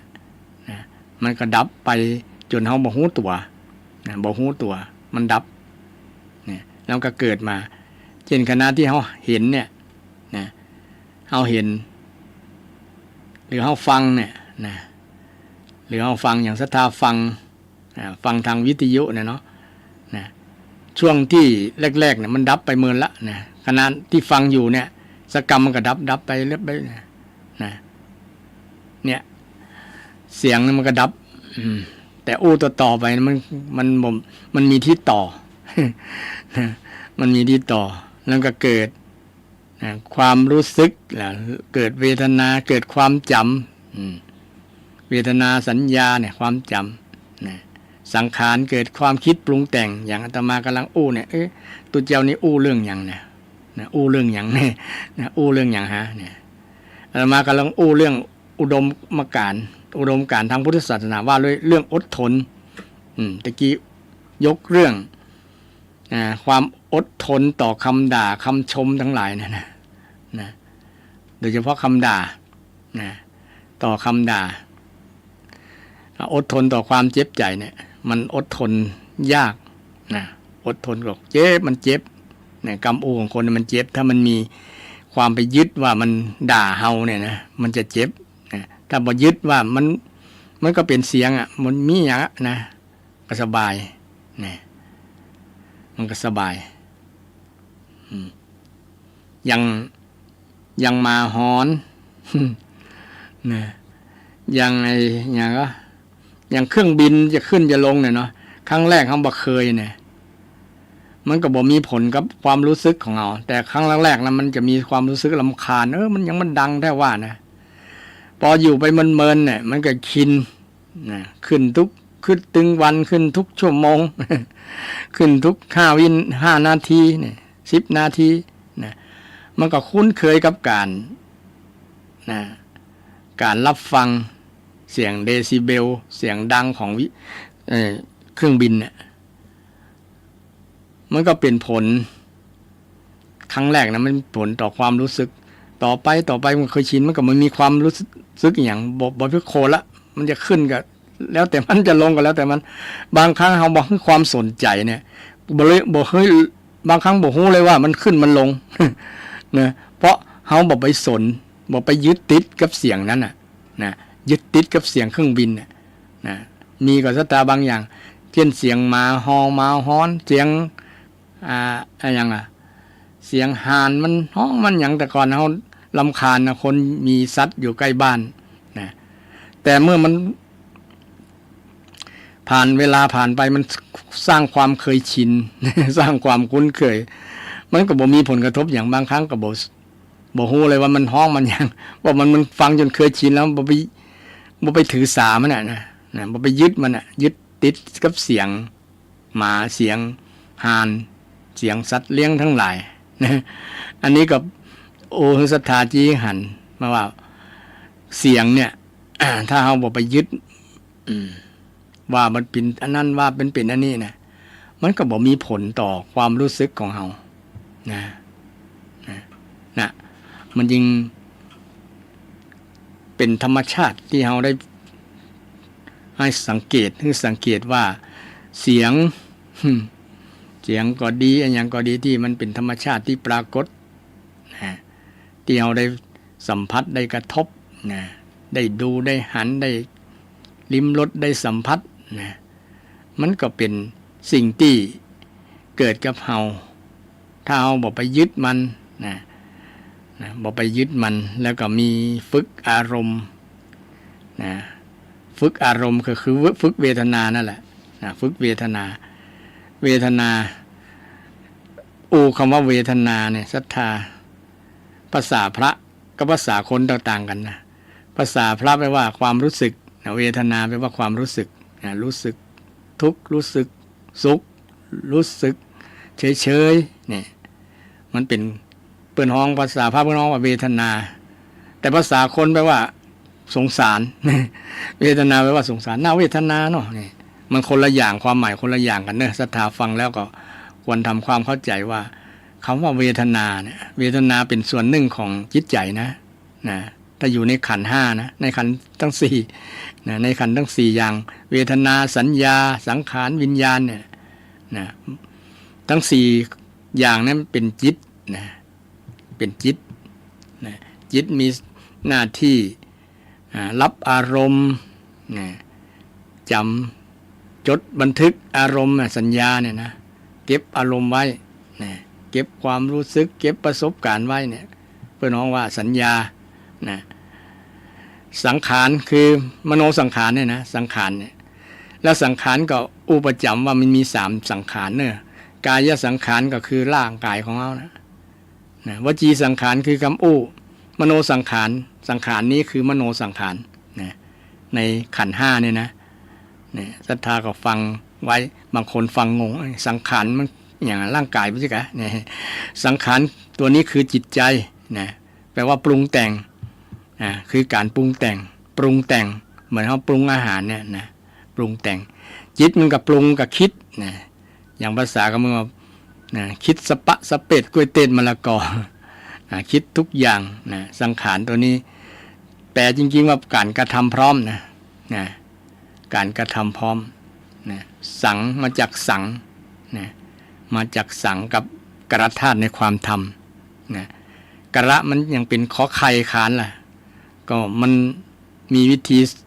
สมาสนธิกันนะสมาสนธิกันมีการเปลี่ยนมีการแปลงร่างนะกอไก่แปลงร่างเป็นขอไข่ก็ได้นะมันจะแปลงร่างเป็นหลายๆอย่างนะแปลงร่างเป็นหลายๆอย่างอย่างคำว่าสกิทาคามีเนี่ยศรัทธานี่บางคนไปแปลว่าไม่มาสู่เทพครั้งเดียวเนี่ยสกิทาหรือว่าสกิเทวะเนี่ยนะเทวะตัวนี้บ่ใช่แปลว่าเทวดานะแปลว่ามาจากเอวะนะสกิงกับเอวะนะแปลงสกิงแปลงตัวกลมๆที่เป็นห้องว่าสระอึเนี่ยนะสระอึที่หัวกลมๆบนสระอิน่ะนะเป็นอึเนี่ยนะสกิงเนี่ยพี่น้องสกิงมันแทนงองูด้วยนะแปลงตัวเนี้ยมาเป็นททหารนะลงอาคมยนทมตะระละที่อาตมาเคยเรียนภาษาบาลีนะแปลงมาเป็นททหารเลยเป็นสกิเทวะนะแปลว่ามาสู่โลกครั้งเดียวเท่านั้นนะเอวะนะครั้งเดียวเอวะเท่านั้นนั่นเที่ยวนะนั่นเที่ยวก็ได้นะครั้งเดียวนั่นเที่ยวนะคือคนที่จะเป็นพระสกทาคามีหรือว่าสกิทาคามีเนี่ยสกิแปลว่าครั้งเดียวหรือว่าสกะเนี่ยอันเดียวกันนะสัตตาแต่ว่าเทวะตัวนี้ไม่ใช่เทวดานะแปลมาจากเอวะกับสกิกับเอวะนะเลยเป็นสกิเทวะนะสกิเทวะนะบางสำนักเปิ้นแปลว่ามาสู่ไปเกิดเป็นเทวดาครั้งเดียวนะซับเต็มๆก็ว่าสกิเทวะนะอิมังโลกังอาคันตวานะมาสู่โลกนี้ครั้งเดียวเท่านั้นนี่ภายที่บรรลุเป็นพระอริยบุคคลขั้นสกิทาคามีเนี่ยมาเกิดบนโลกเนี่ยแห่งครั้งเดียวเนี่ยครั้งเดียวอันนี้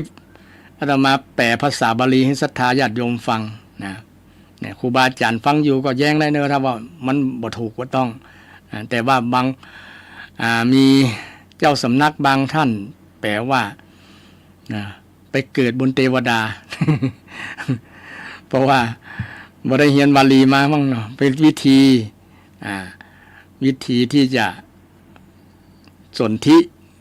ต่อศัพท์กันเนี่ยสนธิแปลว่าต่อนะต่อศัพท์กันสมาสย่อสมาสแปลว่าย่อศัพท์เข้ากันต่อศัพท์เข้ากันเนี่ยศัพท์2ศัพท์ขึ้นไปนะมันจะเปลี่ยนรูปนะมันจะเปลี่ยนร่างอย่างตะกี้ในต้นรายการก่อนยกภาษาบาลีคำนึงว่าสัพพีติโยเนี่ยมาจากศัพท์2ศัพท์สัพพากับอิติอิติแปลว่าความจังไรนะสัพพีติโยแปลว่าความจังไรทั้งปวงสัพพะแปลว่าทั้งปวงนี่สัพพะแปลว่าทั้งปวงเลยมารวมกันเป็นสัพพีติโยนี่สัพพีติโยมันคือสนธิกันนะสัพสนธิกันศรัทธาติทุเจ้าปั่นปอนถึงวันสัพพีติโยวิวัตชันตุสัพเนี่ยวิวัตชันตุเนี่ยจงพินาศไปเนอะความจังไรทั้งหลายจงพินาศไปนะวินัสสันตุวินาศไปนะวินาศ จงพินาศไปจงอันตรธานไปความจังไรทั้งหลาย นะสัพพีติโยเนี่ยรักภาษาบาลีศรัทธามันก็เป็นประโยชน์นะอาตมาด้วยความมั่นใจว่าเรียนภาษาบาลีมานะเรียนภาษาบาลีมาก็แปลให้ฟังนะอันนี้ศรัทธาได้ซับบาลีหลายๆข้อนะแต่อาจจะยังงงๆอยู่เพราะว่ามันเขาบอกมีพื้นฐานในเรื่องไวยากรณ์นะถ้ามีพื้นฐานเรื่องไวยากรณ์ของภาษาบาลีแล้วมันก็จะพอฟังทันอยู่ พอฟังทันนะหลักไวยากรณ์มันมีนักหลายต้องท่องเป็นเล่มก่อนนะศรัทธานะแต่ก็รู้ไว้ใช้ว่านะฟังบ่อยๆอาจจะจำเข้าใจนะฟังครั้งเดียวอาจจะบอกเข้าใจเช่นศัพท์บาลีบางอย่าง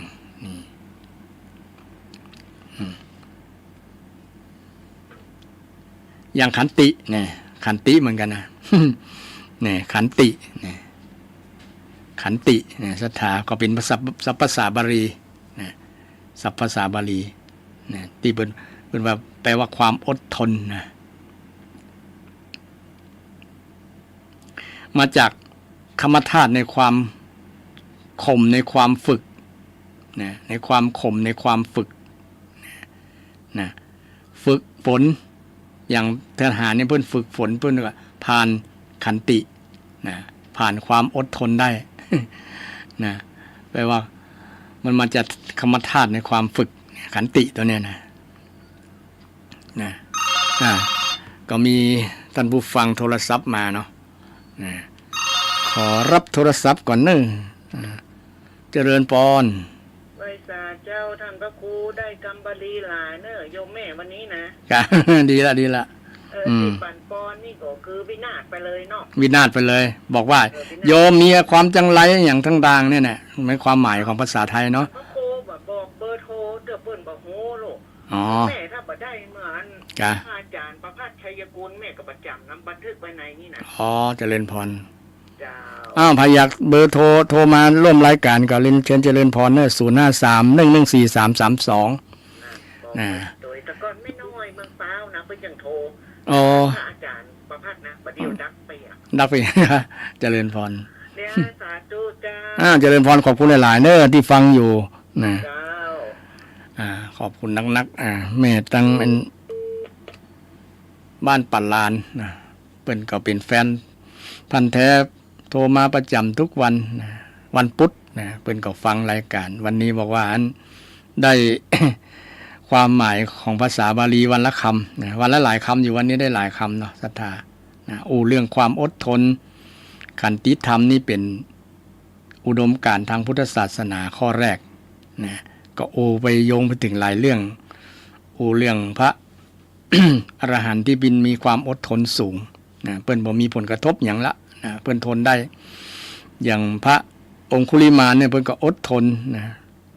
ต่อผลวิบากกรรมที่เปิ้นได้ทำมาในอดีตนะเวลาเปิ้นไปกุมบาตรนะคนหันก็ล่นหนีก็เอาบางคนก็เอาก้อนดินขว้าง เอาใบก้อนเอาท่อนไม้ขว้างเนี่ยแต่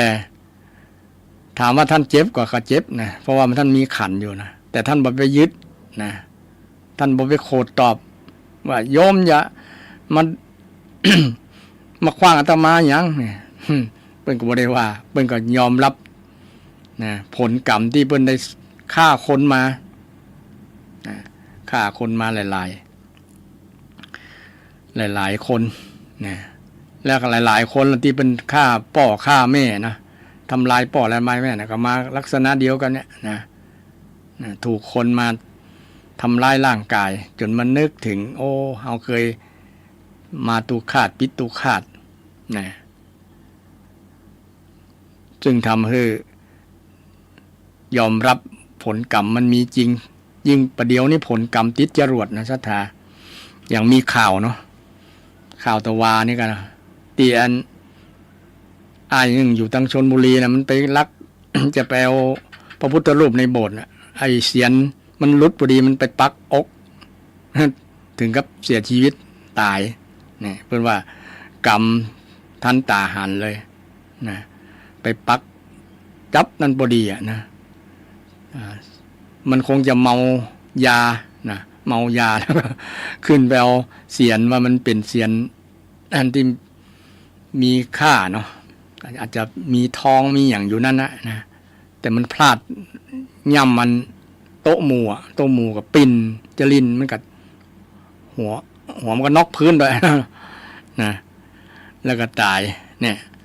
มีกรรมติดจรวดศรัทธาทำกรรมนักนะทำกรรมนักหลายคราวแล้วนะปัจจุบันเนี่ยนะที่หันว่าคนบ่เชื่อเรื่องกรรมเรื่องบุญเรื่องบาปพวกนี้นะมันจะปรากฏชัดขึ้นเรื่อยๆคนได้หันฉะนั้นไผ่บอกกลัวเรื่องกรรมเรื่องอย่างกับพิจารณาดูนะพิจารณาอยู่บ่ได้อู้กลัวบ่ได้ขู่กลัวแต่ว่าจีหันว่ามันมีจริงบาปมีจริงกรรมมีจริงนะทำใจก็ได้อันนะมันเป็นสัจธรรมที่เป็นคำสอนทางพุทธศาสนาศรัทธาอยากจะร่วมรายการก็เรียนเชิญเจริญพรได้เลย053-114-332 053-114-332นะ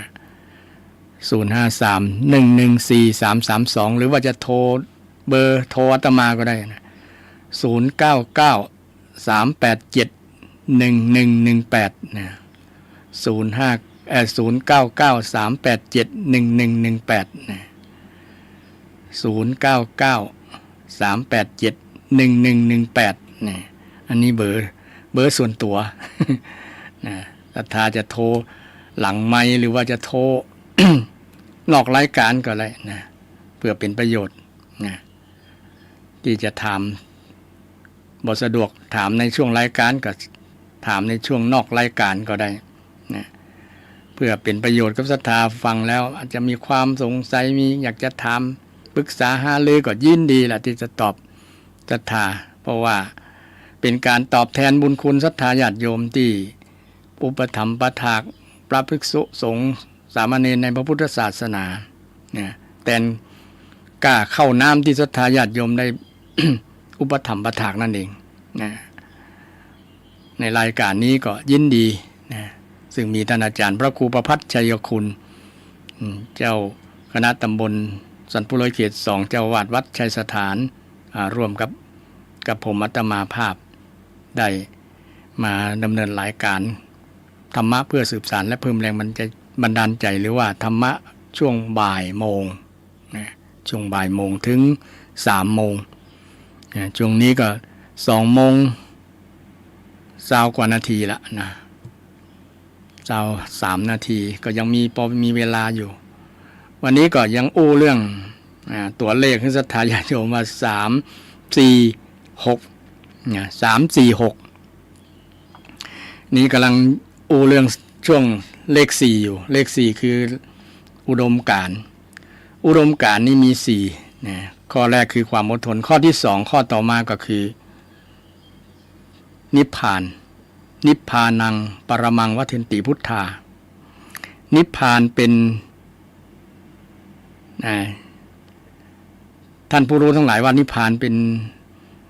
ป็นธรรมะที่ยิ่งยวดที่สูงสุดสุดยอดนะมันมีที่สุดยอดอยู่ที่ศรัทธาเคยฟังตุเจ้าปั่นปอนเช่นเดียวกันว่าอันอย่างก็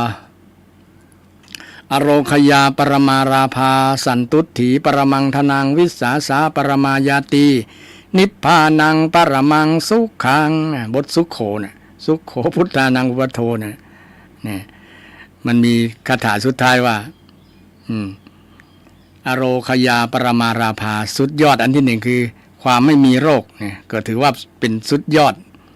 นะของความโชคดีนะอโรคยาปรมาราภาเป็น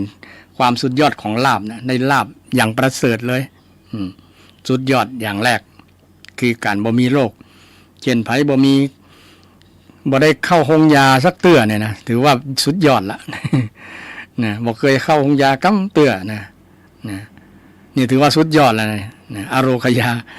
และบ่มีโรคทางใจซ้ำสุดยอดเลยนะโรคใจเนี่ยนะคือความคิดที่มันเป็นอกุศลเพื่อนว่าเป็นโรคทางใจนะ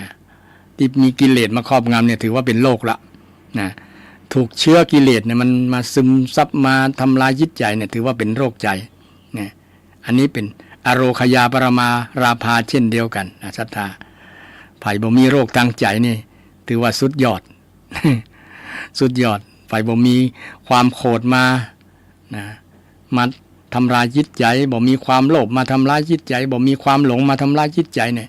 คนนั้นสุดยอดเป็นอโรคยาปรมาราภานะสุดยอดประการแรกสุดยอดประการที่สองสันตุถีปรมังทนังนะความสันโดษเป็นสุดยอดของทรัพย์นะไผมีสันโดษนะสันโดษด้วยสิ่งที่ตัวเก่ามียินดีในสิ่งที่ตัวเก่าได้เนี่ยถือว่าสุดยอดละจงภูมิใจว่าเอามีสามีภรรยาคนนี้ก็นะเปิงอกเปิงใจมีความสุขนะถือว่าดีละนะเราเลือกถูกแล้วเราเลือกดีละนะถึงมันมีข้อบกพร่องจะได้ก็ฮักกันไปค่อยปรับปรุงกันไปเนี่ยถือว่ามีทรัพย์อยู่ถือว่ามีทรัพย์อริยทรัพย์ในจิตในใจละนะสิ่งที่ร่างกายเราได้มาจากพ่อจากแม่พ่อแม่ให้มาเนี่ยร่างกายครบ32ประการนะก็คูมีสันโดษคือมีความพอใจยินดีถึงจะบ่รอเป็นดาราก็ตามแต่เรามีสติปัญญาที่พ่อแม่ให้มาเนี่ยยินดีละนะยินดีละนะร่างกายมันจะรูปร่างรูปมาทำนามมาทำที่พ่อแม่ให้มาขนาดเนี้ยเอาก็พอใจละนะถึงบ่ได้เป็นดาราถึงบ่หุ่นบ่รอพ่อบ่รวยก็ตามแต่มีความพอใจที่ได้เป็นผู้เป็นคนนะได้เกิดมาบนโลกใบนี้มีอวัยวะครบทั้ง32ประการนะบ่ได้พิกงพิการนี่ถือว่ามีขันติมีสันโดษเนี่ย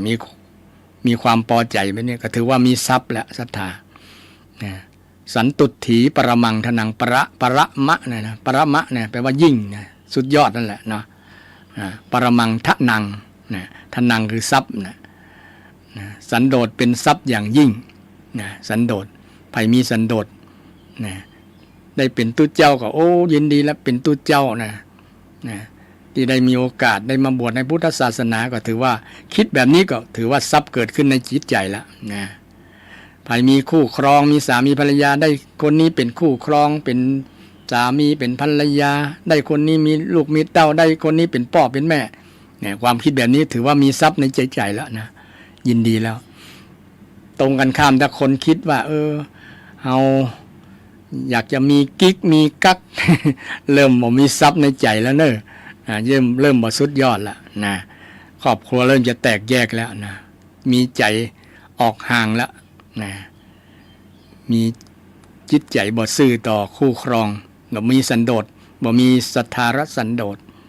สันโดษอื่นๆก็เหมือนกันนะก็ยินดีในทรัพย์สินในเงินทองในอันอย่างต่างๆนะเฮามีบ้านนะเป็นที่อยู่อาศัยนะถึงบ่หลังใหญ่หลังโตก็เอามักนี่ก็ยินดีละนะพอละนะครอบครัวอบอุ่นดีก็มีความสุขถือว่ามีทรัพย์ภายในจิตใจนะมีทรัพย์ภายในจิตใจมีรถยนต์ขี่ถึงหมดเป็นยี่ห้อที่ดังราคาบ่ถึงล้านก็พอใจในพาหนะที่เอาใจประกอบอาชีพไปทำการทำงานไปสื่อสารไปนั่นไปนี่ได้ก็เอาละเนี่ยมอกปอเนี่ยมีใจปอเนี่ยแหละคือสันโดษเนาะปอกับสิ่งที่เรามียินดีกับสิ่งที่เราได้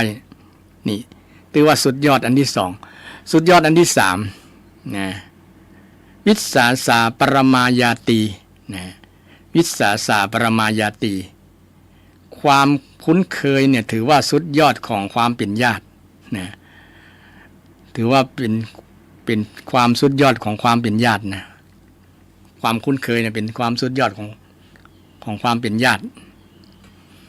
นี่ยสายโลหิตญาติธรรมเนาะญาติสายโลหิตพี่น้องคานออกจากท้องมารดาเดียวกันเนี่ยบางคนอาจจะมีพี่น้องหลายคนแต่สมัยก่อนมีเป็น10ก็มีเนาะเป็นโหลก็มีเนี่ยญาตินั้นถึงแม้จะมีความรักความเป็นพี่เป็นน้องก็ยังมาเต้าความคุ้นเคยนะความคุ้นเคยความผูกพันด้วยความดีงามต่อกันมีความดี มีความดีงามมีบุญคุณมีสิ่งที่ดีต่อกันสิ่งที่ดีต่อกันเนี่ยมันยิ่งกว่าญาติยิ่งกว่าญาติยิ่งกว่าญาติบางคนเนี่ยบอกเคยเป็นพี่เป็นน้องกันเลยแต่ว่ามันถูกชะโลกถูกชะตากันคบกันเป็นมิตรเป็นกัลยาณมิตรเนี่ยภัยที่ได้กัลยาณมิตรนักถือว่าสุดยอดนะศรัทธากัลยาณมิตรแปลว่ามิตรที่ดีงามมิตรที่มีความปรารถนาดีมิตรร่วมทุกข์ร่วมสุขตายแทนกันได้นะภาษาทางอีสานเป็นของเสี่ยวนะคือเวลามีปัญหาก็ช่วยกันแก้ปัญหาเวลามีความสุขก็เฉลี่ยเจียจานแบ่งปันให้กันนี่ลักษณะนี้มันยิ่งกว่าญาติยิ่งกว่าญาติบางครั้งญาติแท้ๆพี่น้องเดียวกันก็ยังบอกเอื้อเฟื้อต่อกันก็มีแล้วบางคนลู่ทรัพย์สมบัติกันก็ยังมีเลยเนี่ยยิ่งเป็นข่าวบอกกี่เดือนกี่วันมาเนี่ยเนาะลู่กันฟ้องร้องจะเอาสมบัติพันล้านหมื่นล้านกันเนี่ยอันนั้นเอาไปมามันเปรียบเสมือนบอกจะญาติแหละจริงๆมันเป็นญาติทางสายโลหิตเป็นพี่เป็นน้องกันเนี่ยแต่ทำปฏิบัติต่อกันเหมือนไม่ใช่ญาตินะแต่คนที่บอกใช่ญาติเนี่ยปฏิบัติยิ่งกว่าญาติเนี่ยมีความเอื้อเฟื้อเผื่อแผ่มีความช่วยเหลือเกื้อกูลนะหันอกหันใจยามเจ็บยามจนยามจักเนี่ยก็ช่วยเหลือเกื้อกูลกันไปเนี่ยคนประเภทนี้โปรดจำไว้ว่ายิ่งกว่าญาตินะยิ่งกว่าญาติแล้วก็เป็นสิ่งที่เราโชคดีและได้คนที่เป็นกัลยาณมิตรที่ยิ่งกว่าญาตินะวิสาสาปรมายาตีเนี่ยสิ่งที่สุดยอดประการที่3นะประการที่4อันที่เรากำลังจะโอ้ว่าเป็นอุดมการณ์ของพุทธศาสนานิพพานังปรมังสุขังนี่นิพพานังปรมังสุขังเนี่ยสุดเจ้าสวดจบพอดีเจริญพุทธมนต์พอถึงสุขังนี่สาธุละนิพพานังปรมังสุขังศรัทธานิพพานังนิพพานนั่นเองนิพพานเนี่ยเป็นบรมสุขเนี่ยยิ่งกว่าสุขยิ่งกว่าสุขนิพพานังสุดยอดกว่าสุขทั้งหมดเลยบรรดาสุขทั้งหลายสุขจากการเสพการกินการนอนสัพพะอย่างสุขตั้งโลกกามสุขจากรูปเสียงกลิ่นรสบรรดาสุขทั้งหลายบทเต้าสุขนิพพานนิพพานยิ่งกว่าสุขยิ่งกว่าความสุขจะแปลว่าความสุขแต่ก็บอกมันยิ่งกว่ายิ่งกว่าความสุขเป็นเป้าหมายชีวิตชาวพุทธต้องดำเนินชีวิตไปให้ถึงนิพพานให้ถึงนิพพานทีนี้นึกนิพพานก็ได้เคยแปลงศรัทธาฟังว่าไม่มีเครื่องผูกรัดนะนิเนี่ยนอนหนูสระอิแปลว่าไม่มีลงเข้าออกนะแปลได้หลายอย่างนะนิเนี่ยนะนอนหนูสระอิเนี่ยนะแล้วก็พานนะพานมาจากวอแหวนสระอาวานะแปลว่าเครื่องร้อยรัดทีนี้นิตัวนี้แปลว่าไม่นะไม่มีเครื่องร้อยรัดนะซึ่งแปลรวมกับไม่มีเครื่องร้อยรัดเครื่องผูกมัดเครื่องร้อยรัดเครื่องจองจำก็ว่าได้นะอันอย่างคือเครื่องผูกรัดก็คือกิเลสนั่นเองมันมาผูกมามัดยัดใจเฮาอะถูกความโลภมามัดจิตใจมามัดไว้มาตรึงไว้มาดึงไว้มากอดไว้นะกอดเฮาไว้นะเฮาสลัดออกยากความโลภเนี่ยเกิดขึ้นมันมัดไว้ความโกรธก็เช่นเดียวกันมาผูกมาบังคับมาเขเฮาเนี่ยโกรธด่าคนนั้นด่าคนนี้มันจองจำมันมาบังคับมาเขให้เฮาทำนะโกรธเวลาโกรธเมื่อใดหรอนะพอแต่ก่อนคน ยังบอกโกรธนะถ้าตาลองพอเนี่ยตาเนี่ยยังเปลี่ยนไปด้วยเมตตาอยู่นะแต่พอโกรธแล้วหน้าตาดำแดงไปเลยนะแดงกำ ตาแทบจะถลนออกจากนอกเบ้าเพราะมันความโกรธนะความโกรธมาผูกไว้เนี่ยนะเปิ้นว่านิพ เครื่องผูกรัดนะเครื่องผูกมัดนะกิเลสคือเครื่องผูกมัดนะเครื่องผูกมัดความหลงกับสัมหายนะมัน คล้ายๆมัด มัดถึงจะบ่แน่นแต่ว่ามันออกยากนะถึงจะบ่แน่นเหมือนเท่ามัดแน่นนั้นแต่มันแก้ยากนั่นยากแหละหลงอย่างเฮาหลงเมียลืมแม่หลงตัวลืมตายนะหลงตัวลืมตายหลงกายลืมแก่ หลงกายลืมแก่หลงเมียลืมแม่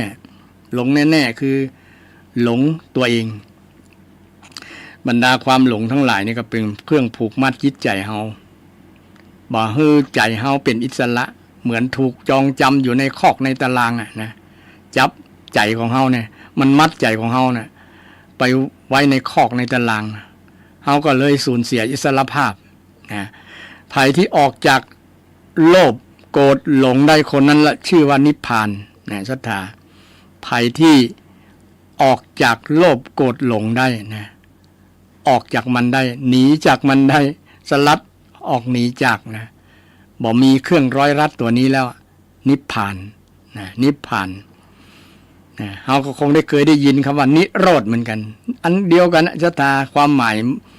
มันใช้แทนกันได้นะใช้แทนชื่อนิพพานได้นิโรธเนี่ยในอริยสัจสี่เนาะมีคำว่าทุกข์สมุทัยนิโรธมรรคเนี่ยนิโรธนี่ก็ใช้แทนนิพพานเนี่ยนิพพานมีชื่อเรียกมีชื่อห้องแทนเยอะแยะมากมายเนี่ยแต่หนึ่งในนั้นก็คือนิโรธเนี่ยนิโรธแปลว่าไม่มีสิ่งเสียดแทงนิรุทธธาตุในความเสียดแทงเนี่ยวันนี้ได้เรียนบาลีแล้วศรัทธา นิแปลว่าไม่มีนะรุทธะแปลว่าความเสียดแทงไม่มีความเสียดแทงอย่างมาเสียดแทงเอาโลภโกรธหลงกิเลสมันเสียดมาทิ่มมาทำร้ายจิตใจเอานะทั้งเสียเลยคนที่มีความโกรธใจก็เสียนะศรัทธาท่านผู้ฟังทั้งหลายคนมีความโลภใจก็เสียเพราะว่ามันความโลภก็ดีความโกรธก็ดีมันมาทำลายจิตใจมันมาทิ่มมาแทงมาตุบมาต่ำจนบอบจ้ำจนเสียหายจนได้รับความเสียหายมากมายยิ่งความหลงมันทิ่มแทงเนี่ยภัยที่มีนิโรธก็คือ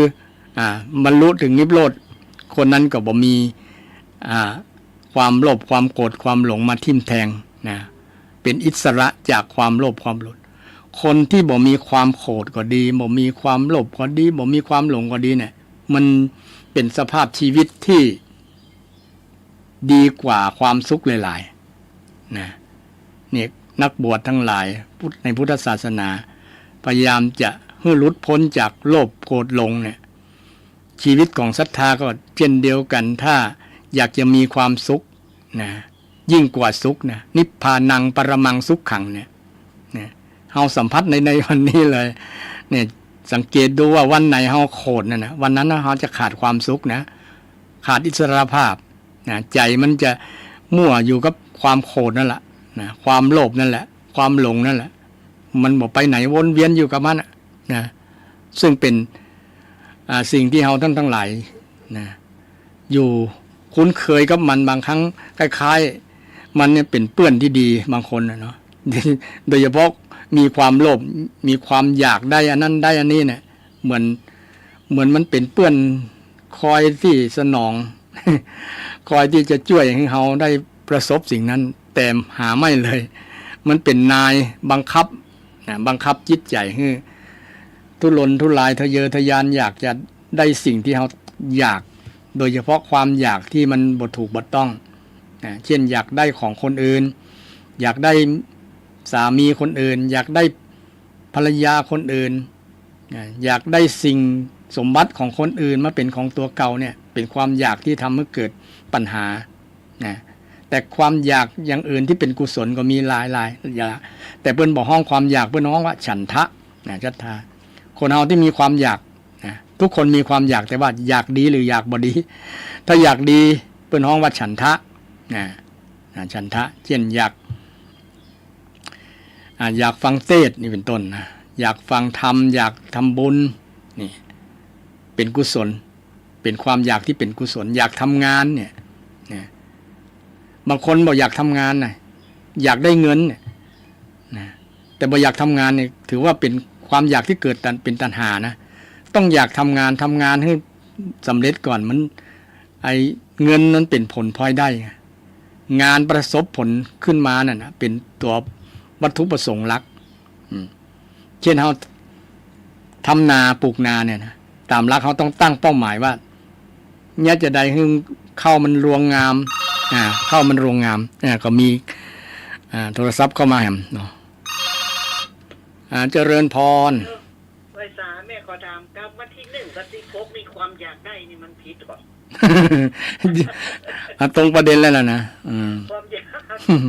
นะเดี๋ยวนั้นแม่จะทานแบบกรรมถึงวันนี้แม่เย็บผ้าอยู่คนเดียวนะหลานทำงานต่างจังหวัดแล้วบ้านข้างเคียงได้เปิ้นกินเหล้าทั้งผัวทั้งเมียนะถ้าแม่ไปนั่งห้ามได้แม่ก็บ่กินนะแม่บ่ผิดเนาะบ่ผิดนะแม่ก็ว่าเอาไปนั่งบางครั้งเมียก็จะออกเสียงดังเถียงเอาชนะแต่แม่บ่เถียงเนอะ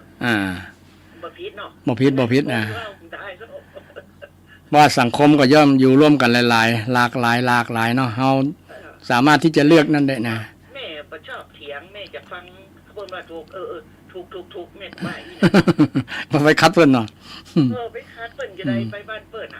เขาบ่มีปัญหาหยังเนาะเพิ่นว่าความฉลาดของการเข้าสังคมดีละนะถ้าแม่บ่ฟังเทศน์ฟังธรรมนี่ขึ้นกันเด้อดีละฟังเนี่ยกูโดนกูโหมันนี่ไม่ได้หลายโจรมันเจริญพรดีอนุโมทนาสาธุเด้อนี่แม่ก็โทรมาว่าได้รับอานิสงส์จากการฟังเทศน์การฟังเทศน์มีประโยชน์นะศรัทธาฟังแล้วได้เกิดสัมมาทิฏฐินะที่สำคัญจุดประสงค์หลักๆนั่นเลยก็คือสัมมาทิฏฐิคือความเข้าใจถูกนะสัมมาทิฏฐิคือความเข้าใจถูกความเห็นถูกนะโดยเฉพาะความเข้าใจในหลักคำสั่งสอนพุทธเจ้านะพุทธเจ้าสอนนี้นะแต่เราเนี่ยความเข้าใจแบบเนี้ยเป็นสัมมาทิฏฐิในการที่เราสามารถได้รับจากการฟังนะการฟังแล้วก็ไปโยนิโสมนสิการนะโยนิโสมนสิการคือการทำไว้ในใจนะการกระทำไว้ในใจนะการพินิจพิเคราะห์พิจารณาไตรตรองไปด้วยความสุขุมรอบคอบพิจารณาด้วยเหตุด้วยผลซึ่งจะเป็นเหตุทำให้เกิดความเข้าใจที่ถูกต้องเมื่อเกิดความเข้าใจที่ถูกต้องแล้วก็นำไปปฏิบัติถูกต้องจะก็ถูกต้องจะคิดก็ถูกต้องจะทำก็ถูกต้องถูกไปหมดเลยเพราะมันมาจากกระดุมตัวแรกคือสัมมาทิฏฐิถ้ามีสัมมาทิฏฐิแล้วอย่างอื่นก็ไปตัวกันหมดเลยบอกว่าจะคิดถูกก็ดีทำถูกก็ดีเพียรถูกก็ดีกระทำถูกมีอาชีพถูกเนี่ยมันไปตัวกันหมดเลยตั้งสติถูกตั้งใจถูกเนี่ยมันไปตัวกันหมดมักมีองค์8มันจะไหลไปโละเลยนะเริ่มตั้งแต่การมีสัมมาทิฏฐิเนี่ยจะมีสัมมาทิฏฐิก็ต้องอาศัยการฟังอาศัยการศึกษาสั่งสมสุตตะฟังบ่อยๆศึกษาบ่อยๆหรืออ่านบ่อยๆนะเดี๋ยวนี้มันง่ายต่อการที่จะมาฟังให้เข้าใจนะโดยการมาเปิดวิทยุนะคลื่นทุกคลื่นธรรมะที่มีธรรมะเนาะแล้วก็ฟังได้ตามอัธยาศัยมีตลอดวันตลอดคืนเลยเดี๋ยวนี้เนาะหลายๆคลื่นทีเดียวโดยเฉพาะคลื่นทางเชียงใหม่เขาก็มีหลายคลื่นนะก่อนนุโมทนากับศรัทธาญาติโยมที่ได้มีความสนใจใฝ่ธรรมคนที่ใฝ่ธรรมพุทธเจ้าตรัสว่ากามะธัมโมภวังโหติคนที่ยินดีในธรรมเนี่ยเป็นคนเจริญภวะแปลว่าเจริญนะภวะภวังแปลว่าเจริญเป็นคนเจริญนะนำไปสู่ความเจริญนะใครธรรมคือชอบธรรมนะสนใจหุมภาษาก็เมืองหุมเนาะหุมฟังเทศฟังธรรมเนี่ยมันจะนำเป็นเหตุให้เกิดความเจริญโดยเฉพาะเจริญทางด้านจิตใจนะพัฒนาจิตใจคนที่เคยมีความโกรธก็เริ่มมีเมตตาเรื่อยๆ เพิ่มเรื่อยๆเนี่ยของพัฒนาจิตใจเนาะแต่ก่อนเคยโค้ดอย่างแม่ตะกี้ว่านะถ้าบอก ถ้าบอกมาฟังธรรมคงจะไปมีอารมณ์มีโคดละนะแต่มีเหตุมีผลคนที่มีเหตุมีผลก็คือคนที่มีธรรมะนะมีธรรมะในการฝึกฝนโดยการอบรมจิตใจตัวเก่าจากการฟังเทศน์ฟังธรรมฟังแล้วเข้าใจแล้วไปอบรมตัวเก่าบ่มีไผที่จะอบรมตัวเฮาได้นอกจากตัวเฮาศรัทธานะอัตตาหิตโนนาทีนะอัตโนนาโถตนนั่นแหละเป็นที่พึ่งของตนคือฝึกตนนะฝึกตนการฝึกตนด้วยการอบรมด้วยการฟังเทศน์ฟังธรรมโดยฟังเทศน์ฟังธรรมของพระสัมมาสัมพุทธเจ้าเนี่ยเป็นสิ่งที่ทำให้เกิดมงคลชีวิตในศรัทธานะตะกี้ได้อู้เรื่องอุดมคตินะอุดมคติของพระพุทธศาสนาคือนิพพานถือว่าเป็นสุดยอดเป็นเป้าหมายชีวิตของคนนิพพานังปรมังสุขขังศรัทธาก็ฟังบ่อยๆนะเวลาตุเจ้าเพิ่นสวดมนต์ทุกงานนะเพิ่นสาธยายมนต์นะบทสุดท้ายกับบทสุขโขสุขโขพุทธานังอุปโทนะจนมีคาถาสุดท้ายว่าอโรคยาปรมาราภาสันตุถีปรมังทนังวิสาสาปรมายาตินิพพานังปรมังสุขังนะสุขขังนี่แหละเป็นเป้าหมายชีวิตของคนคือนิพพานนะเอาดำเนินไปสู่นิพพานทำงานก็ไปสู่นิพพานนะจะทำอย่างกับเพื่อนิพพานนิพพานคือบ่มีเครื่องร้อยรัดบ่มีกิเลสนั่นแหละทำไปด้วยความที่บ่มีกิเลสหวังเพื่อจะให้จิตชีวิตของเราเนี่ยบ่มีกิเลสนะ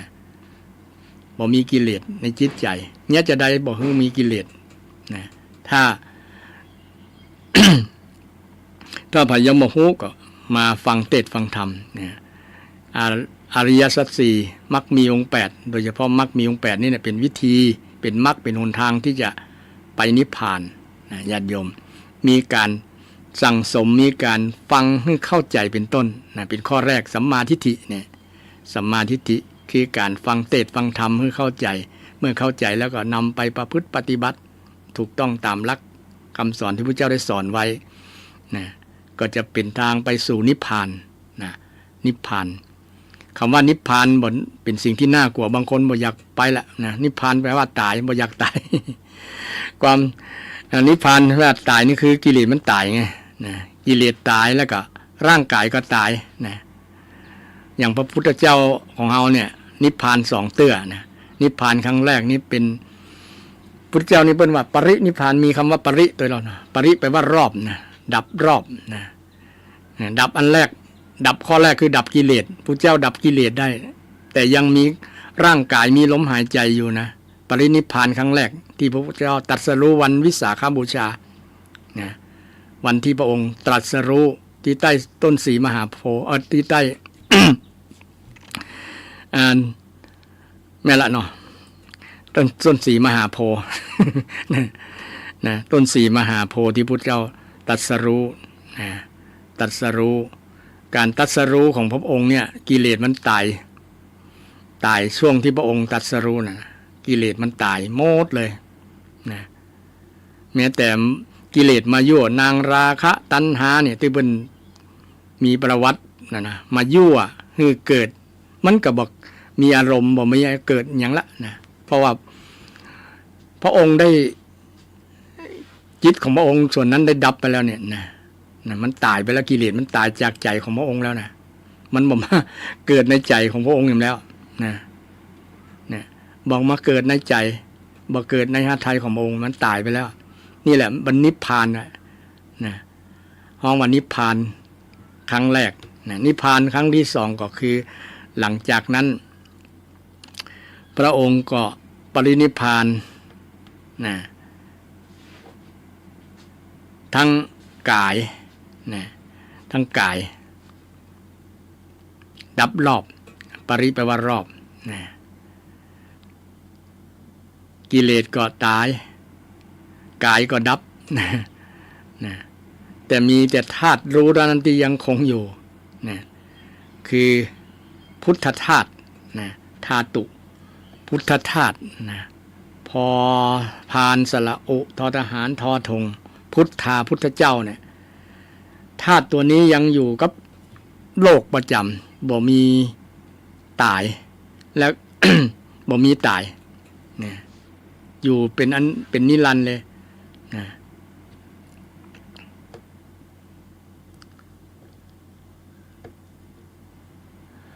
เป็นนิรันดร์นะอยู่เป็นนิรันดร์ธาตุตัวเนี้ยนะแต่จะเกิดขึ้นกับคนที่บรรลุนะเกิดขึ้นกับบุคคลที่บรรลุถึงพระอรหันตานนะแต่ก็มีกระแสนะมีกระแสเกิดขึ้นที่คนที่บรรลุขั้นอริยะบุคคลขั้นระดับต้นนะเช่นโสดาบันสกทาคามีอนาคามีนะสกทามีอันโสดาบันและสกิทาคามีหรือว่าสกทาคามีนะแต่อนาคามีนี่อนาคามีบุคคลคือผู้ที่ไม่มาแห่มแล้วบ่มาเกิดมาเป็นมนุษย์แล้วแต่พระสกิทาคามียังมาเกิดเป็นมนุษย์โลกมนุษย์อยู่ยังมาสู่โลกมนุษย์นี่อยู่นะสกิเทวะอิมังโลกังอาคันตวาเนี่ยนะในมหาปรินิพพานสูตรนะท่านผู้ฟังอยากจะเรียนรู้เพิ่มเติมก็ไปค้นคว้าได้นะเกี่ยวกับเรื่องพูดเรื่องอันสกทาคามีอริยบุคคลทั้งหลายอริยบุคคลที่บรรลุธรรมขึ้นตามลำดับนะตามลำดับนี้เรื่องของอุดมการณ์ทางพุทธศาสนาคือนิพพานนะนิพพานเป็นเป้าหมายชีวิตของคนฉะนั้นแม้แต่ศรัทธาญาติโยมก็สามารถนะที่จะพัฒนาตัวเก่าให้บรรลุได้นะอย่างถึงวันนี้เขาก็อยู่กับกระแสนิพพานศรัทธานะกระแสนิพพานอย่างไรคือเวลา24 ชั่วโมงเนี่ยถ้าหากว่าเขา มีความโกรธเมื่อใดเนี่ยนะความโกรธเกิดขึ้นกับจิตของเมื่อใดเนี่ยเมื่อนั้นเขาก็อยู่ไกลนิพพานแต่ส่วนนักมันจะบอกโกรธนะแต่มันก็ยังมีอยู่นะเพราะถ้าเขายังเป็นผู้ปุถุชนอยู่เนาะเป็นปุถุชนอยู่ที่จะต้องพัฒนาตัวให้พ้นจากปุถุชนเป็นอริยบุคคลสูงขึ้นไปนะแต่ช่วงที่เราสามารถสังเกตได้ที่เราสัมผัสกระแสนิพพาน กระแสนิพพานคือบ่มีกิเลสในใจวันไหนที่เราบ่มีความโลภความโกรธความหลงในจิตในใจนั้นวันนั้นจะสบายจิตใจของเราจะสบายชีวิตของเราจะสบายนะแต่วันไหนที่ถูกกิเลสครอบงำความโลภความโกรธความหลงมาครอบงำจิตใจวันนั้นเริ่มมีปัญหาละสังคมที่มีปัญหาถึงวันก็เพราะว่าถูกอันเนี้ยมาทำลายมาเขมาบังคับให้เราทำให้เราฆ่ากันให้เราลักขโมยกันเพราะไอ้ตัวเนี้ยไอ้ตัวสำคัญคือกิเลสนี่นะกิเลสนี่เป็นเหตุทำให้เกิดความเสียหายเกิดความทุกข์นะบอกว่าจะเป็นความโลภความอยากมันเนี่ยมันเป็นตัวต้นเหตุนะโลภโกรธหลงเนี่ยตัวใหญ่ๆหัวหน้าใหญ่มันเลยล่ะนะ นะที่มันทำร้ายจิตใจเฮาบอกมีความสุขบอกเป็นอิสระเมื่อใดเฮาโกรธก็ดีเฮาเกลียดกันเฮาจังกันเนี่ยแสดงว่าวันนั้นเฮาอยู่ไกลนิพพานชีวิตของเฮาจะบ่มีสุขในศรัทธาถามตัวเก่าได้ดูตัวเก่าสังเกตตัวเก่าได้วันนี้เฮาจังไผพ่องนะบางคนจังหน้านั่นบอกไปแล้วเฮ้ยวัดนะบอกไปฟังเทศน์ฟังธรรมแล้วนะบอกไปงานแล้วจังหน้ามันนี่แสดงว่าเฮาถูกความโกรธความเกลียดครอบงำจิตใจนะถูกกิเลสครอบงำนะจงหาวิธีกำจัดมันเลยนะถ้าฆ่าได้นะได้บุญนะศรัทธานะได้บุญอย่าไปเอ็นดูอย่าไปสงสารมันในความโกรธมันทำร้ายเฮาอ่ะนะชีวิตของเฮาบ่มีความสุขกับตัวเนี้ยตัวกิเลสเนี่ยความโลภความโกรธทั้งหลายเนี่ยมันมาบังคับจิตใจเฮาอ่ะคือเฮาทำคือเฮาคือเฮาคิดในสิ่งที่บ่ดีเพราะไอ้ตัวนี่แหละนะจงจำหน้ามันเลยนะ มันก็บ่มีหน้าตานะแต่ว่ามันมีความรู้สึกที่เราสัมผัสได้เนาะเวลามันเกิดขึ้นกับใจเฮาเนี่ยโอ้มันน่ากลัวนะยิ่งความโกรธเฮาดูนัง ดูไอ้ข่าวนะทั้งหลายนะศรัทธานะเกิดมาจากไอ้เนี่ยนะบังคับความโลภความโกรธความหลงเนี่ยมันบังคับให้ทำนะบ่มีภัยหรอกอย่าไปโทษคนนั้นคนนี้นะไอ้ตัวนี่แหละนะตัวต้นเหตุนะอย่าไปโทษว่าอันที่เฮาทำนี่เพราะไอ้คนนั้นแหละเพราะอีนั้นนะบ่ใช่มันเพราะกิเลสนี่แหละนะเพราะกิเลสมันทำเป็นตัวปัญหาทำให้เกิดนะเกิดปัญหาต่างๆตัวมานะเกิดความทุกข์เกิดสปะอย่างเนี่ยฉะนั้นไอ้ตัวกิเลสเนี่ยจึงเป็นเหตุทำให้ชีวิตของเฮาพังทลายนะบ่มีความสุขอยู่ไกลนิพพานอยู่ไกลเป้าหมายของชีวิตจะบ่มีความสุขทันทีฉะนั้นเฮาจงจำไว้เลยวันนี้ระวังกิเลสจะเกิดขึ้นกับใจเฮา ระมัดระวังนะแต่มันระวัดระวังบางครั้งมันก็บดตันมันเนาะมันมาโวยมันลักมามันแวบมาจนเฮาตั้งลักบดตันโดยเฉพาะเฮาบ่มีเจริญสติเนี่ยนะบ่เจริญสติหูบดตันมันมาครอบงำหูซึกตัวมันหูอย่างเป็นว่าน้ำปิงพอแห้งนะ นะหูซึกตัวแล้วมันบดตันขวายไปโอ้เนี่ย กินแหนงเมื่อลุ้นโอ้หูจะอีบ่ทำเลยหูจะอีบ่นั่นละเนี่ยมากินแหนงเมื่อลุ้นแต่จะไปขอโทษขออันยังมันก็ควายให้แล้วเนาะมันควายให้แล้ววันนี้เรื่องธรรมะยังบ่จบเลยนะเอาไว้พุทธนะ มันยาวเรื่องหมดนี้เนาะโดยเฉพาะโอวาทของพระพุทธเจ้าเนี่ยนะ3 4 6 4ก็ยังบ่จบเด้อ6ก็ยังบ่ได้สักข้อเลยนะเอาไว้พุทธหน้าก็แล้วกันจะเรื่อง6นะแต่วันนี้ก็ขอฝากธรรมะอันเป็นโอวาทของพระพุทธเจ้าที่พระพุทธเจ้ามีพระมหากรุณาธิคุณกับชาวพุทธทั้งหลายชาวพุทธทั่วโลกนะทุกคนทั่วโลกแล้วนะอยู่กันอย่างสันติสุขบ่เบียดเบียนกันด้วยกายด้วยวาจาด้วยจิตใจนะมีธรรมะเป็นที่ยึดเหนี่ยวตั้งด้านจิตใจเป็นธรรมังสรณังคัจฉามิขอคุณงามความดีทั้งหลายจงปกปักรักษาท่านผู้ฟังทุกท่านทุกคนมีสุขภาพแข็งแรงปราศจากกิเลสนะที่เป็นเหตุทำให้เกิดความทุกข์มีปัญหาและเจริญด้วยอายุวรรณะสุขะพระทุกท่านทุกคนเจริญพร